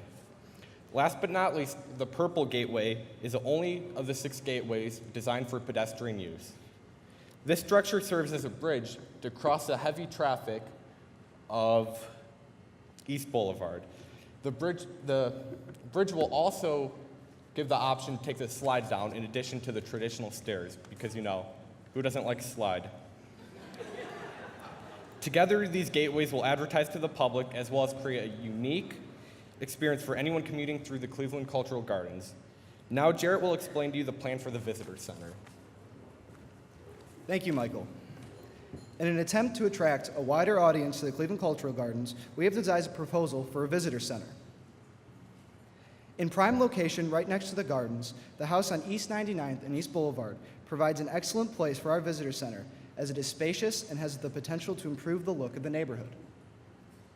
Our vision was to renovate and repurpose the historical house as a museum on the first floor and cafe and lounge on the second floor.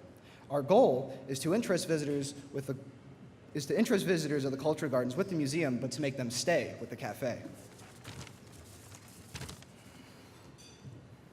The theme of the museum on the first floor will be reflective of the centennial anniversary of the Cleveland Cultural Gardens. Our idea is to break up the first floor into 4 quadrants, each room showing the history of Cleveland and the gardens themselves through the last century in 25-year intervals.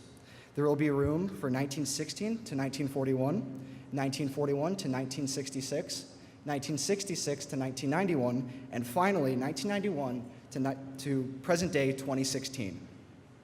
All 4 of these rooms will connect into what we are calling a fountain room. Located in the middle of the floor, the purpose of the fountain room is to represent how the gardens have brought all of our international communities together through the last 100 years, as well as for aesthetic reasons. The first floor will also include an accessible elevator and a set of stairs, which will take you to the second floor cafe, which Jesus will tell you about now. Thank you. We developed a design for the second floor similar to that of a cafe. We wanted to incorporate the comments that a regular cafe offers, which is why we included the following: an elevator which allows handicap accessibility to the first and second floor, a restroom and cafe allowing visitors to relax and enjoy a beverage after their walk through the museum and even the Culture Gardens themselves.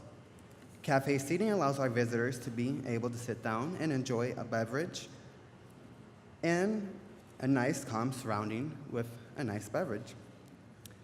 A balcony area supplies us with even more seating and allows our visitors to choose between sitting outdoors or indoors. And lastly, a view to the first floor. That allows visitors to look down to the fountain room, which is located on the first floor, and gives the visitor center more of an open feeling. And now David will elaborate on the parking garage. As for parking, we are proposing a 100-car parking garage, the goal of which is to provide a much-needed parking area for visitors and staff of the Cleveland Cultural Gardens, also while keeping the original look of the current building. The front face of the old building will look similar to the planned garage, but the overall theme of the new building will make the front face look as if it is part of this new garage and not as a mask on a building. This will be accomplished by taking and refurbishing the bricks near the base, the white pillars, and most of the masonry. Thus, the overall volume of the new garage will be more than double when compared to the current structure. The walking distance from the garage and the new proposed visitor center is approximately 500 feet. The new garage will have elevators and thus be wheelchair accessible. We hope this new structure will help enable a pleasant experience of the Cleveland Cultural Gardens. And now Kathleen will provide detail about the overall project. Thanks. We want our building to pass the Leadership in Energy Environmental Science, commonly known as LEED standards, so we will go through a checklist to see how well our project satisfies their standards. The goal for our project would meet the qualifications to be LEED Platinum certified. We have estimated the budget based on industry norms. We broke it down into different categories, and we came up with a total of $9,225,000. And here's how to close us.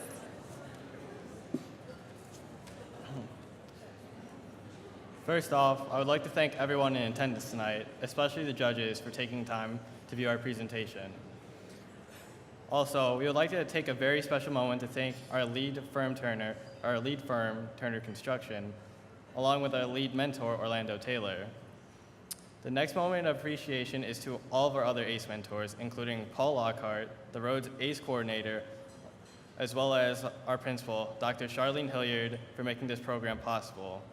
And finally, all the other members of our team for their effort this year.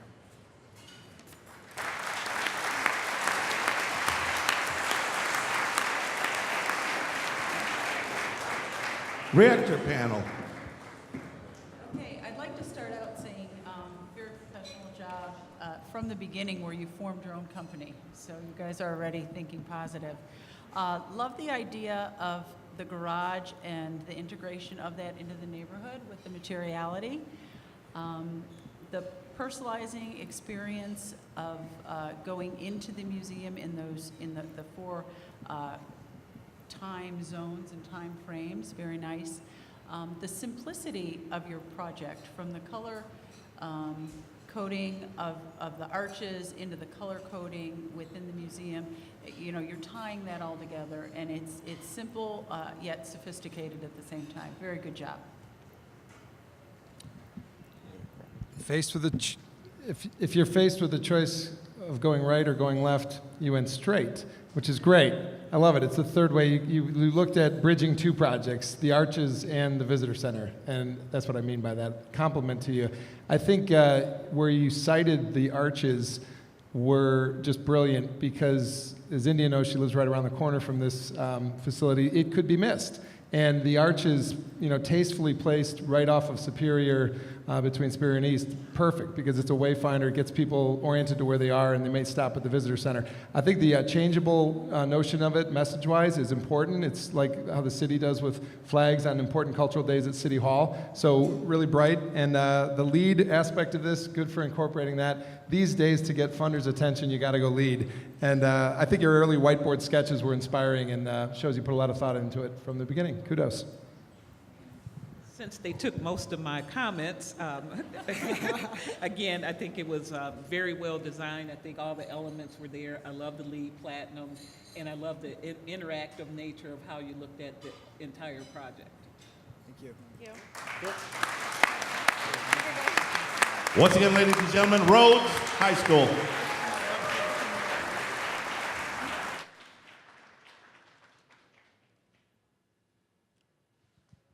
We have one more presentation, and then we'll have some more scholarships. Next up will be the John Hay Seniors. The John Hay Seniors decided to not only tackle one aspect of this year's RFP, but to take on both the Visitor Center and the Gateway. The team researched the Cleveland's Cultural Gardens and incorporated many of their elements into the final projects. They worked tirelessly throughout the year to ensure that they could respond to all aspects of the RFP. With mainly second-year students, the team had great leadership that took input from their peers to bring the project to life. Please welcome John Hay Seniors.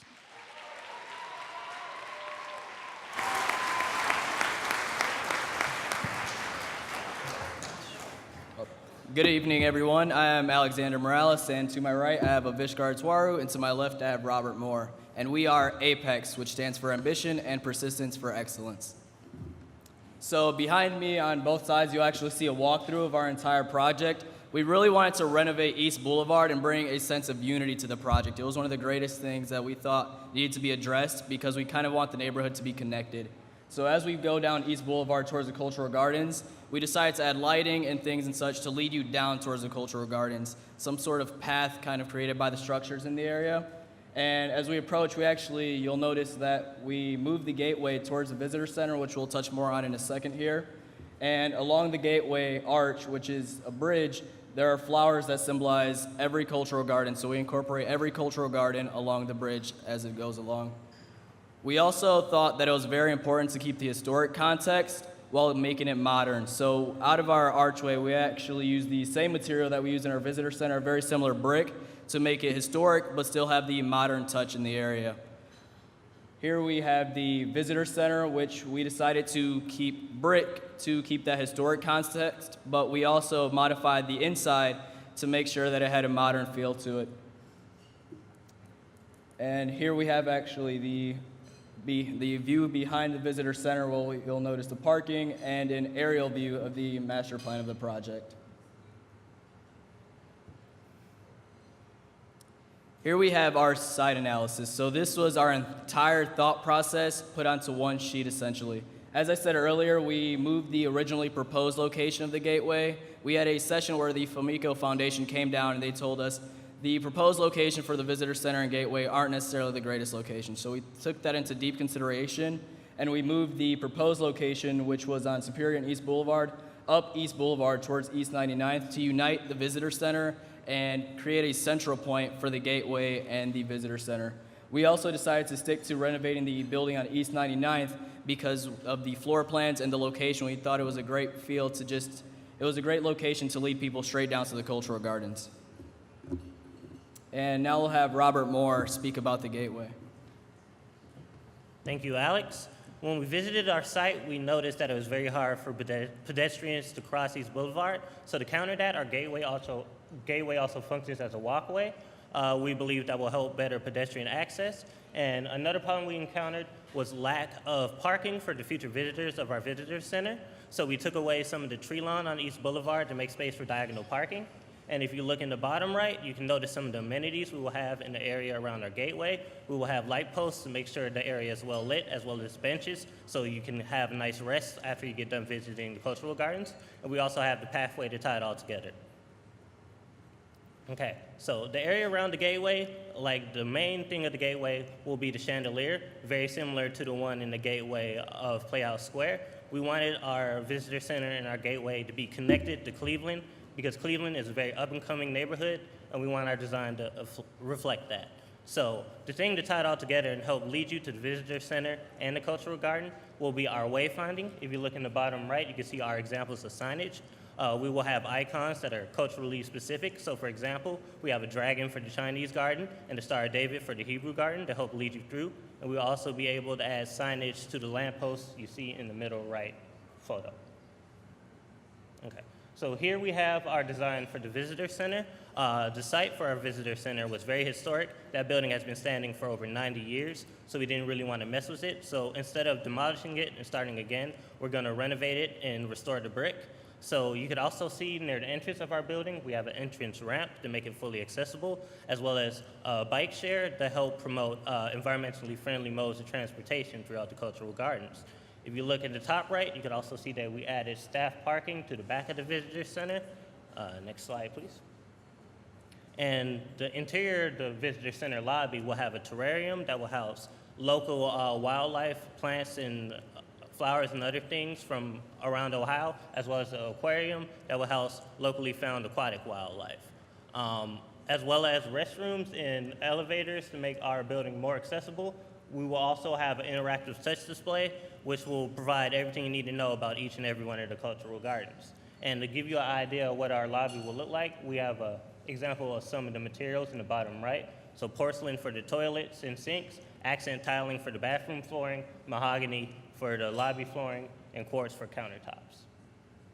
So we wanted our design to not only be culturally aware, but also environmentally friendly. So the bike share we mentioned earlier will be solar powered, and also to capture excess stormwater runoff, we will have a rain barrel attached to the bike share, as well as permeable pavement placed throughout the visitor center. And Avishkar will talk about the costs. Thank you, Robert. As for concerns about the cost, we estimated that it would take approximately $1.4 million to complete the gateway, road improvements, as well as the visitor center. With that comes an architectural fee and a construction administration fee, which are 15% and 8% respectively, which comes to a total of $320,000.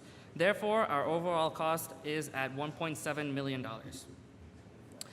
This is the cost analysis sheet which pertains to the breakdowns. These sheets are available upon per request. We're not going to waste too much time with this.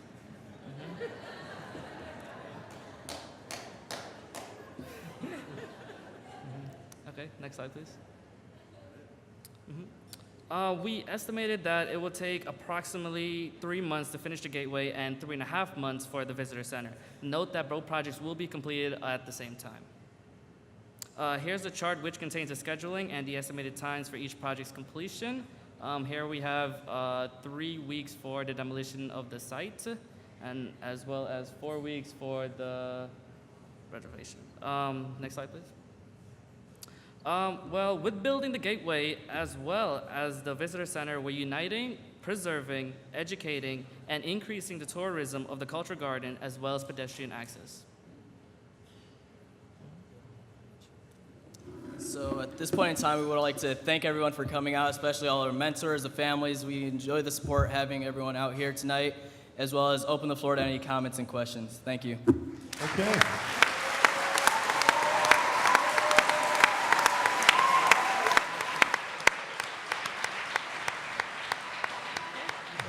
Reactor panel.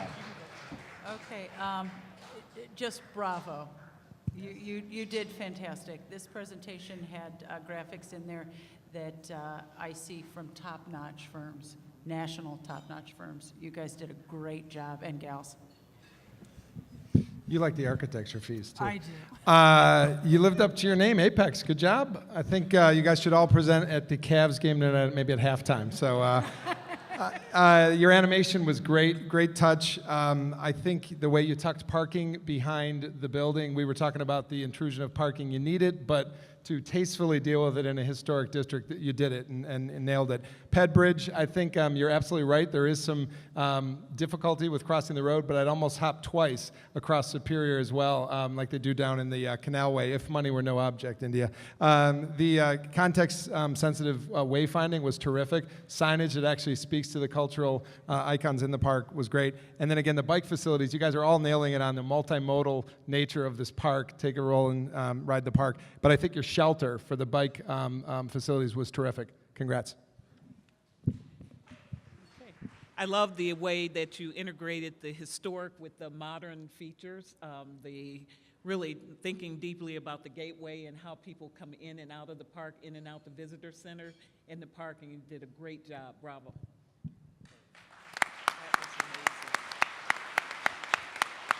Once again, the John Hay Seniors.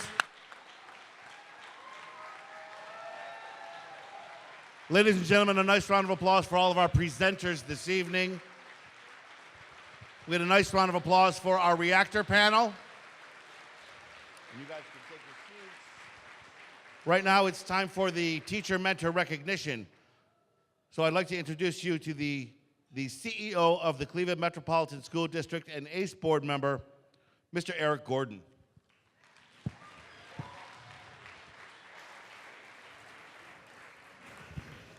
Wow.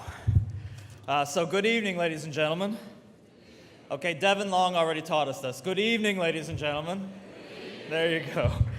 I have the true honor of recognizing our educators that have made this happen. Before I do the formal recognition, could I ask every CMSD teacher and educator who is here this evening to please stand just for a moment.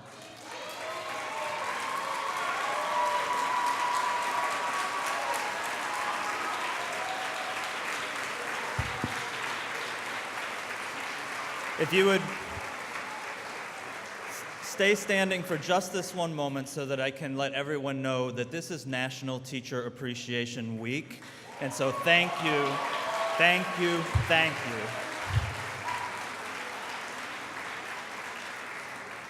Thank you to all of our CMSD teachers and other educators, those that I'll recognize tonight, and all of those others that are contributing.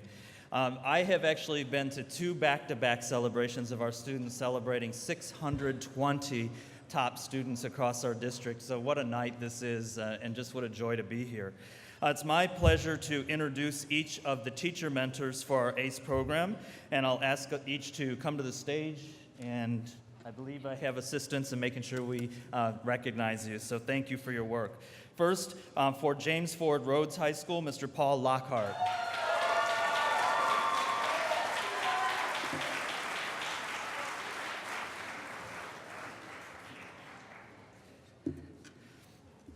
Representing Max Hayes High School, Megan Gasparo-Selman, or AKA Mrs. G.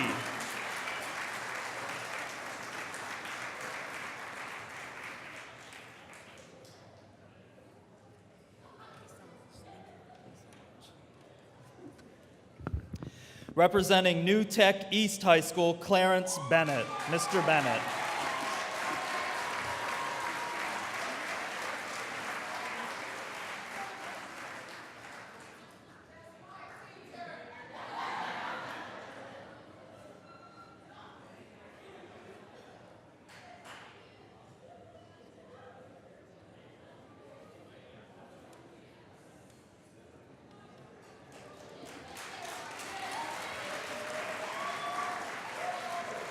Representing New Tech West High School, Mr. Darren Luteniger.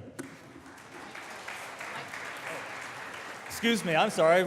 Mike Hertz is representing New Tech West.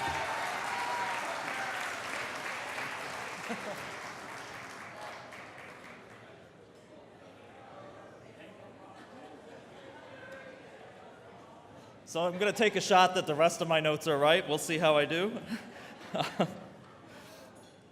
Representing Collinwood High School, I hope, is Ms. Naomi Levesque.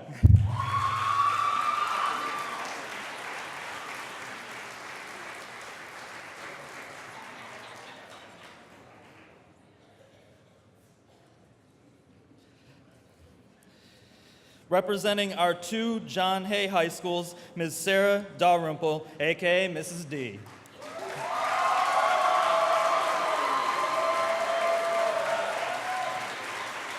And with her, representing also John Hay High School, Mr. Walter Haggard.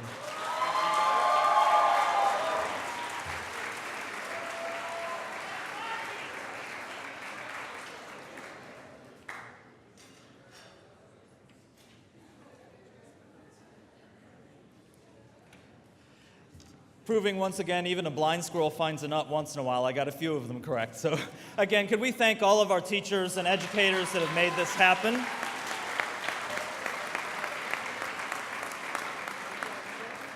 I do want to also say when we began this work, when Tom Laird asked me if I would serve on the board, I said there was one condition, and that was that every year we added another school. And so this year, I'm really pleased to announce that we're adding 2 more schools and programs and actually doing something I think is a first of its kind in introducing colleagues from around our region into our ACE chapter of Cleveland. So please help us welcome the 2 new schools that will be joining us, our Cleveland Metropolitan School District Cuyahoga Community College High Tech Academy with Ken Hale and Delbert Longino.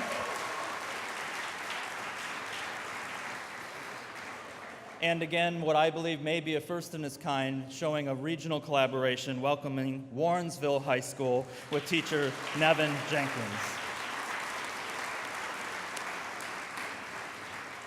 We have a high bar set for these new schools. So ladies and gentlemen, thank you for all you've done to allow this to happen for my kids. Thank you.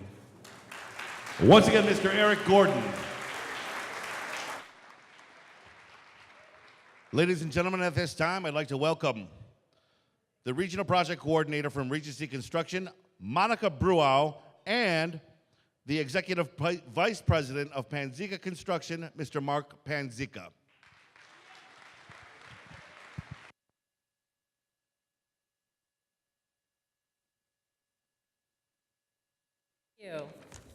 Thank you to the mentors, to the board of directors, to volunteers, sponsors, and to many friends who work behind the scenes of ACE. It takes a lot of passion and hard work, commitment, a really good sense of humor, and a little bit of patience to pull off a successful program year after year. And our volunteers do that with all of our activities. The Fall Family ACE Day, tonight's banquet, the upcoming golf outing fundraiser, coordination of internship opportunities, and all of the marketing and promotion that we've been doing on Facebook and Twitter. Thank you, Matt Danis. Attending various committee meetings and scholarship selections, final project, communications with sponsors, university, I can go on and on and on. But most of all, it is working with these students, and that is the most important part. And you, our volunteers, are a solid foundation from which our affiliate is based, and the reason for our success. And really, it's the student success, and that is what is most important. We want to recognize some people whose dedication and activities have positively impacted not only the students and other mentors, but also the overall affiliate. And for that, the Cleveland affiliate established the Courtney Beam Exemplary Volunteer Award. And we have a slide of the past recipients that will be shown. Or I could just tell you their names, so here they are. And we have a new one to add this evening. But before we do that, I would like to reveal our finalists for this year's award. Judson Klein. Judd is with Cividad Services. He is currently the lead mentor of New Tech East and has been involved with over 7 years in the program. He has a passion to educate the students, is very patient with them, one of those key characteristics, and has worked very hard to make the successful program out at New Tech East. And Renee Shirey with Stantec. This is her 7th year as a mentor and is at New Tech West. Renee's energy for the program is contagious, and she has recruited 3 new mentors to our team this year. She is super detailed, does extensive preparation outside of the sessions, and has really developed ways to communicate her knowledge and present it to the students in a very relatable way. Mark? Thank you, Monica. So I get the extreme pleasure to recognize our award recipient, which is Mr. Judd Klein.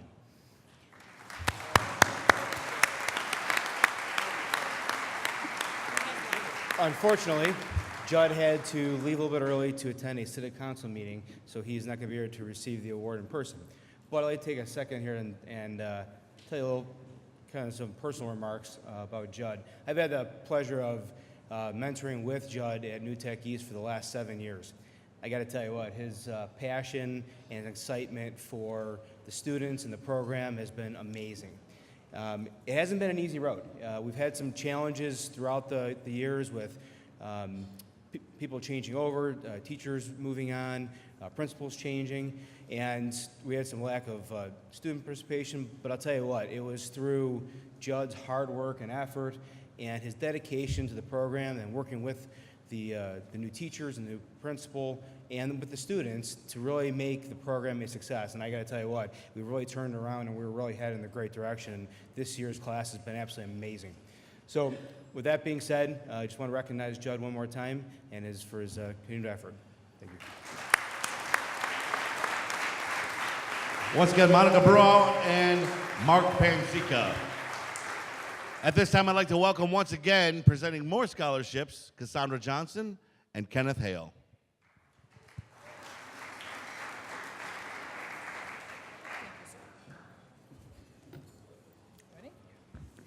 The following 6 renewable scholarship awards are made possible by University Hospitals. Our first student is a 2-year ACE participant at John Hay. The student has been described as artistic and creative and a team player who helped with the physical model for the John Hay team. The student plans to attend the Cleveland Institute of Art to study graphic design and is receiving a $1,250 renewable award for a $5,000 total made possible by University Hospitals to K. Reed Davis.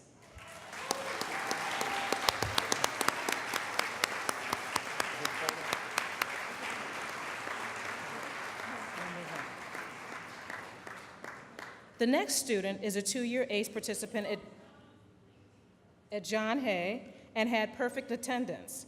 The student is described as a natural leader and team player and was always thinking outside the box and encouraging others. This student plans to attend Morehouse College to study pre-law and is receiving a $1,500 renewable award for a $6,000 total made possible by University Hospitals. The student is Raymond Robinson.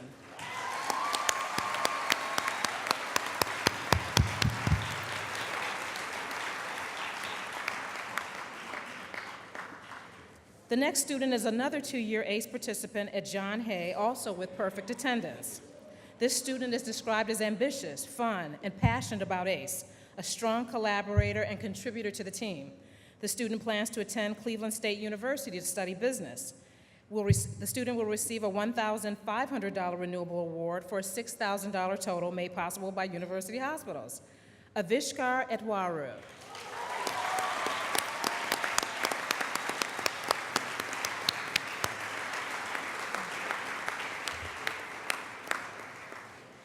The next student is a 3-year ACE participant at James Rhodes. The student is described as a creative thinker who brought wonderful ideas to the team, is also planning to attend Cleveland State University to study business, and will receive a $1,500 renewable award for a $6,000 total made possible by University Hospitals. David Tibbetts.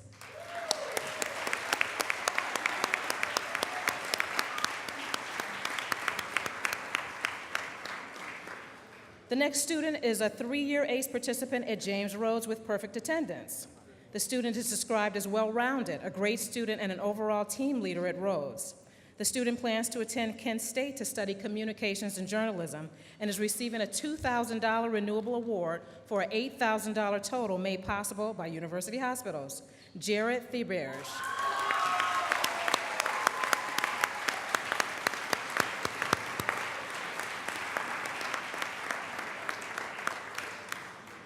The next student is a 3-year ACE participant at New Tech West with perfect attendance. The student is described as a very smart and astute student with an analytical mind who is artistic, a leader, and considered the top student on the team. The student plans to attend Tri-C to study graphic design and is receiving a $2,500 renewable award for a total of $10,000, made possible by University Hospitals. Carlos Vidal.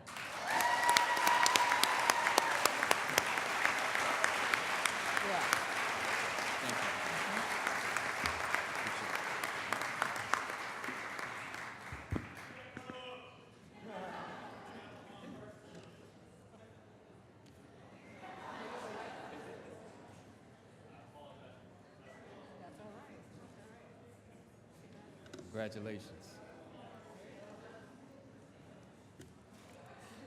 We also would like to note that there are universities and colleges that have stepped up. We have 4 partner schools. That's Cuyahoga Community College, Cleveland State University, the University of Akron, and Kent State University.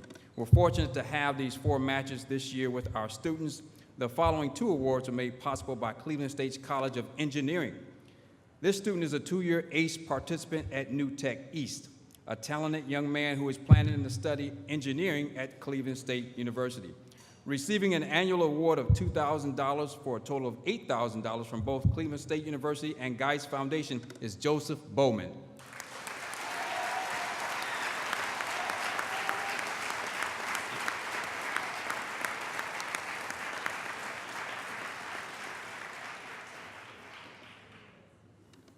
Our next recipient is a 3-year ACE student at New Tech West, described as a very committed and active ACE student with a willingness to tackle challenges and thoughtfully engage in discussion with the mentors. Planning to study engineering at the Cleveland State University, receiving an annual award of $3,000 for a total of $12,000 from both Cleveland State University and University Hospitals is Cesar Garcia.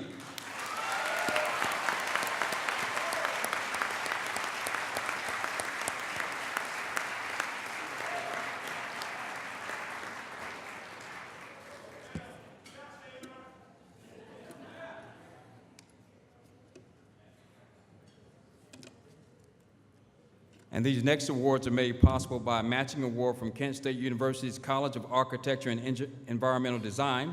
This student is a 2-year ACE student at John Hay. This person is described as a team player, effective collaborator with fellow students, and one of the key members of the team to help pull together the project.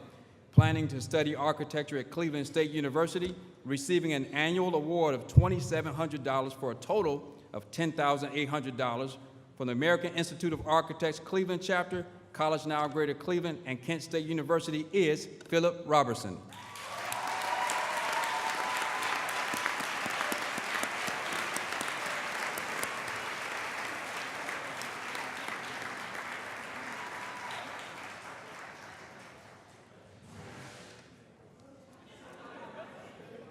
The next 2 awards are also made possible by the Ward Scholarship from the Cleveland Foundation, intended for students planning to study architecture in college.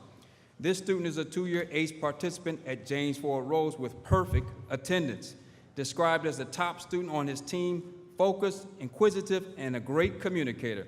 Planning to study architecture at Kent State University, receiving an annual award of $3,650 for a total of $14,600 from both Kent State University and the Cleveland Foundation is Jesus Ruiz.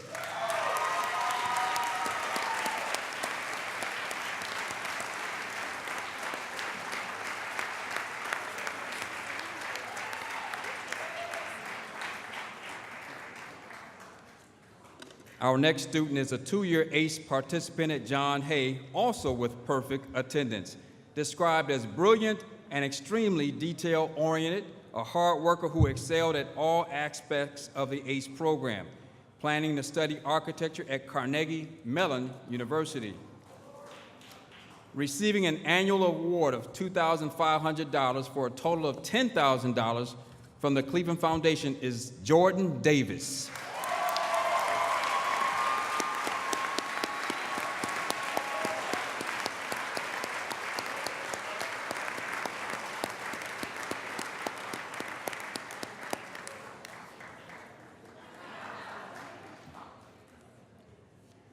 we would like to congratulate all our winners.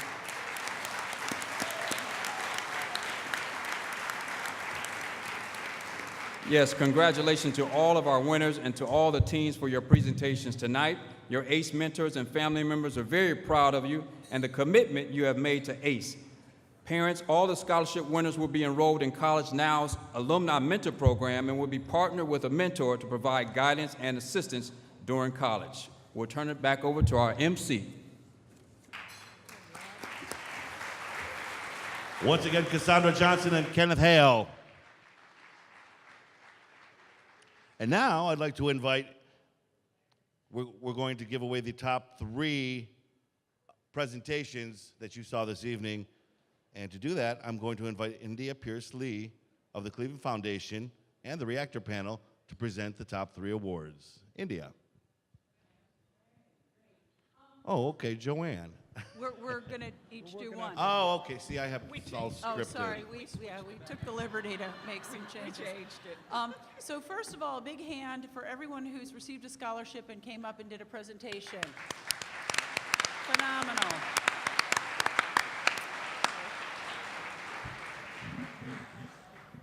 You all made it very difficult for us to make some choices, but there were some items that did stand out in some of the presentations, and that's kind of where we made our decisions. So, with no further delay, the third, I guess, prize award of $1,000 goes to the team of James Ford Rhodes High School. Lead mentor firm, Turner Construction Company, supporting teacher, Paul Lockhart.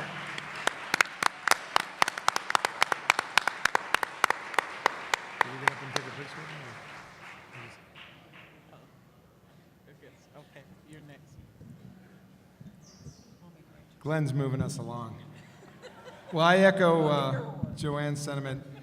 Make no small plans. You guys did not. You guys did great, all of you. But our number 2 second place winner for a cash prize of $1,500, their supporting teacher, Mike Kurtz, their lead mentor firm, Regency Construction, New Tech West. Congratulations.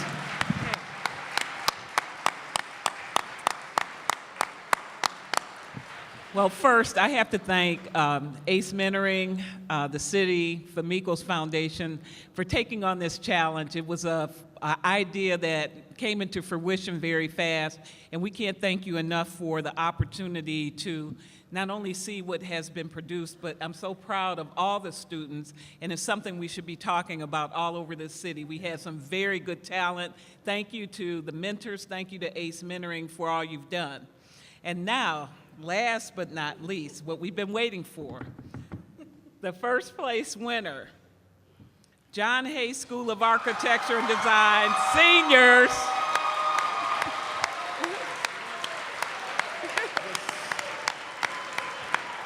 Seniors. We need the teachers from John Hay Seniors to please come up.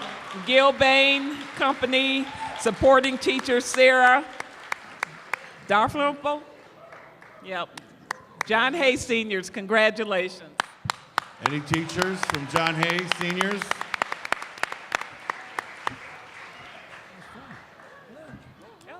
Got a big, somebody come get the check. I want to do this again. I like how we do it. It's good on the spot. We wrote it. It's good.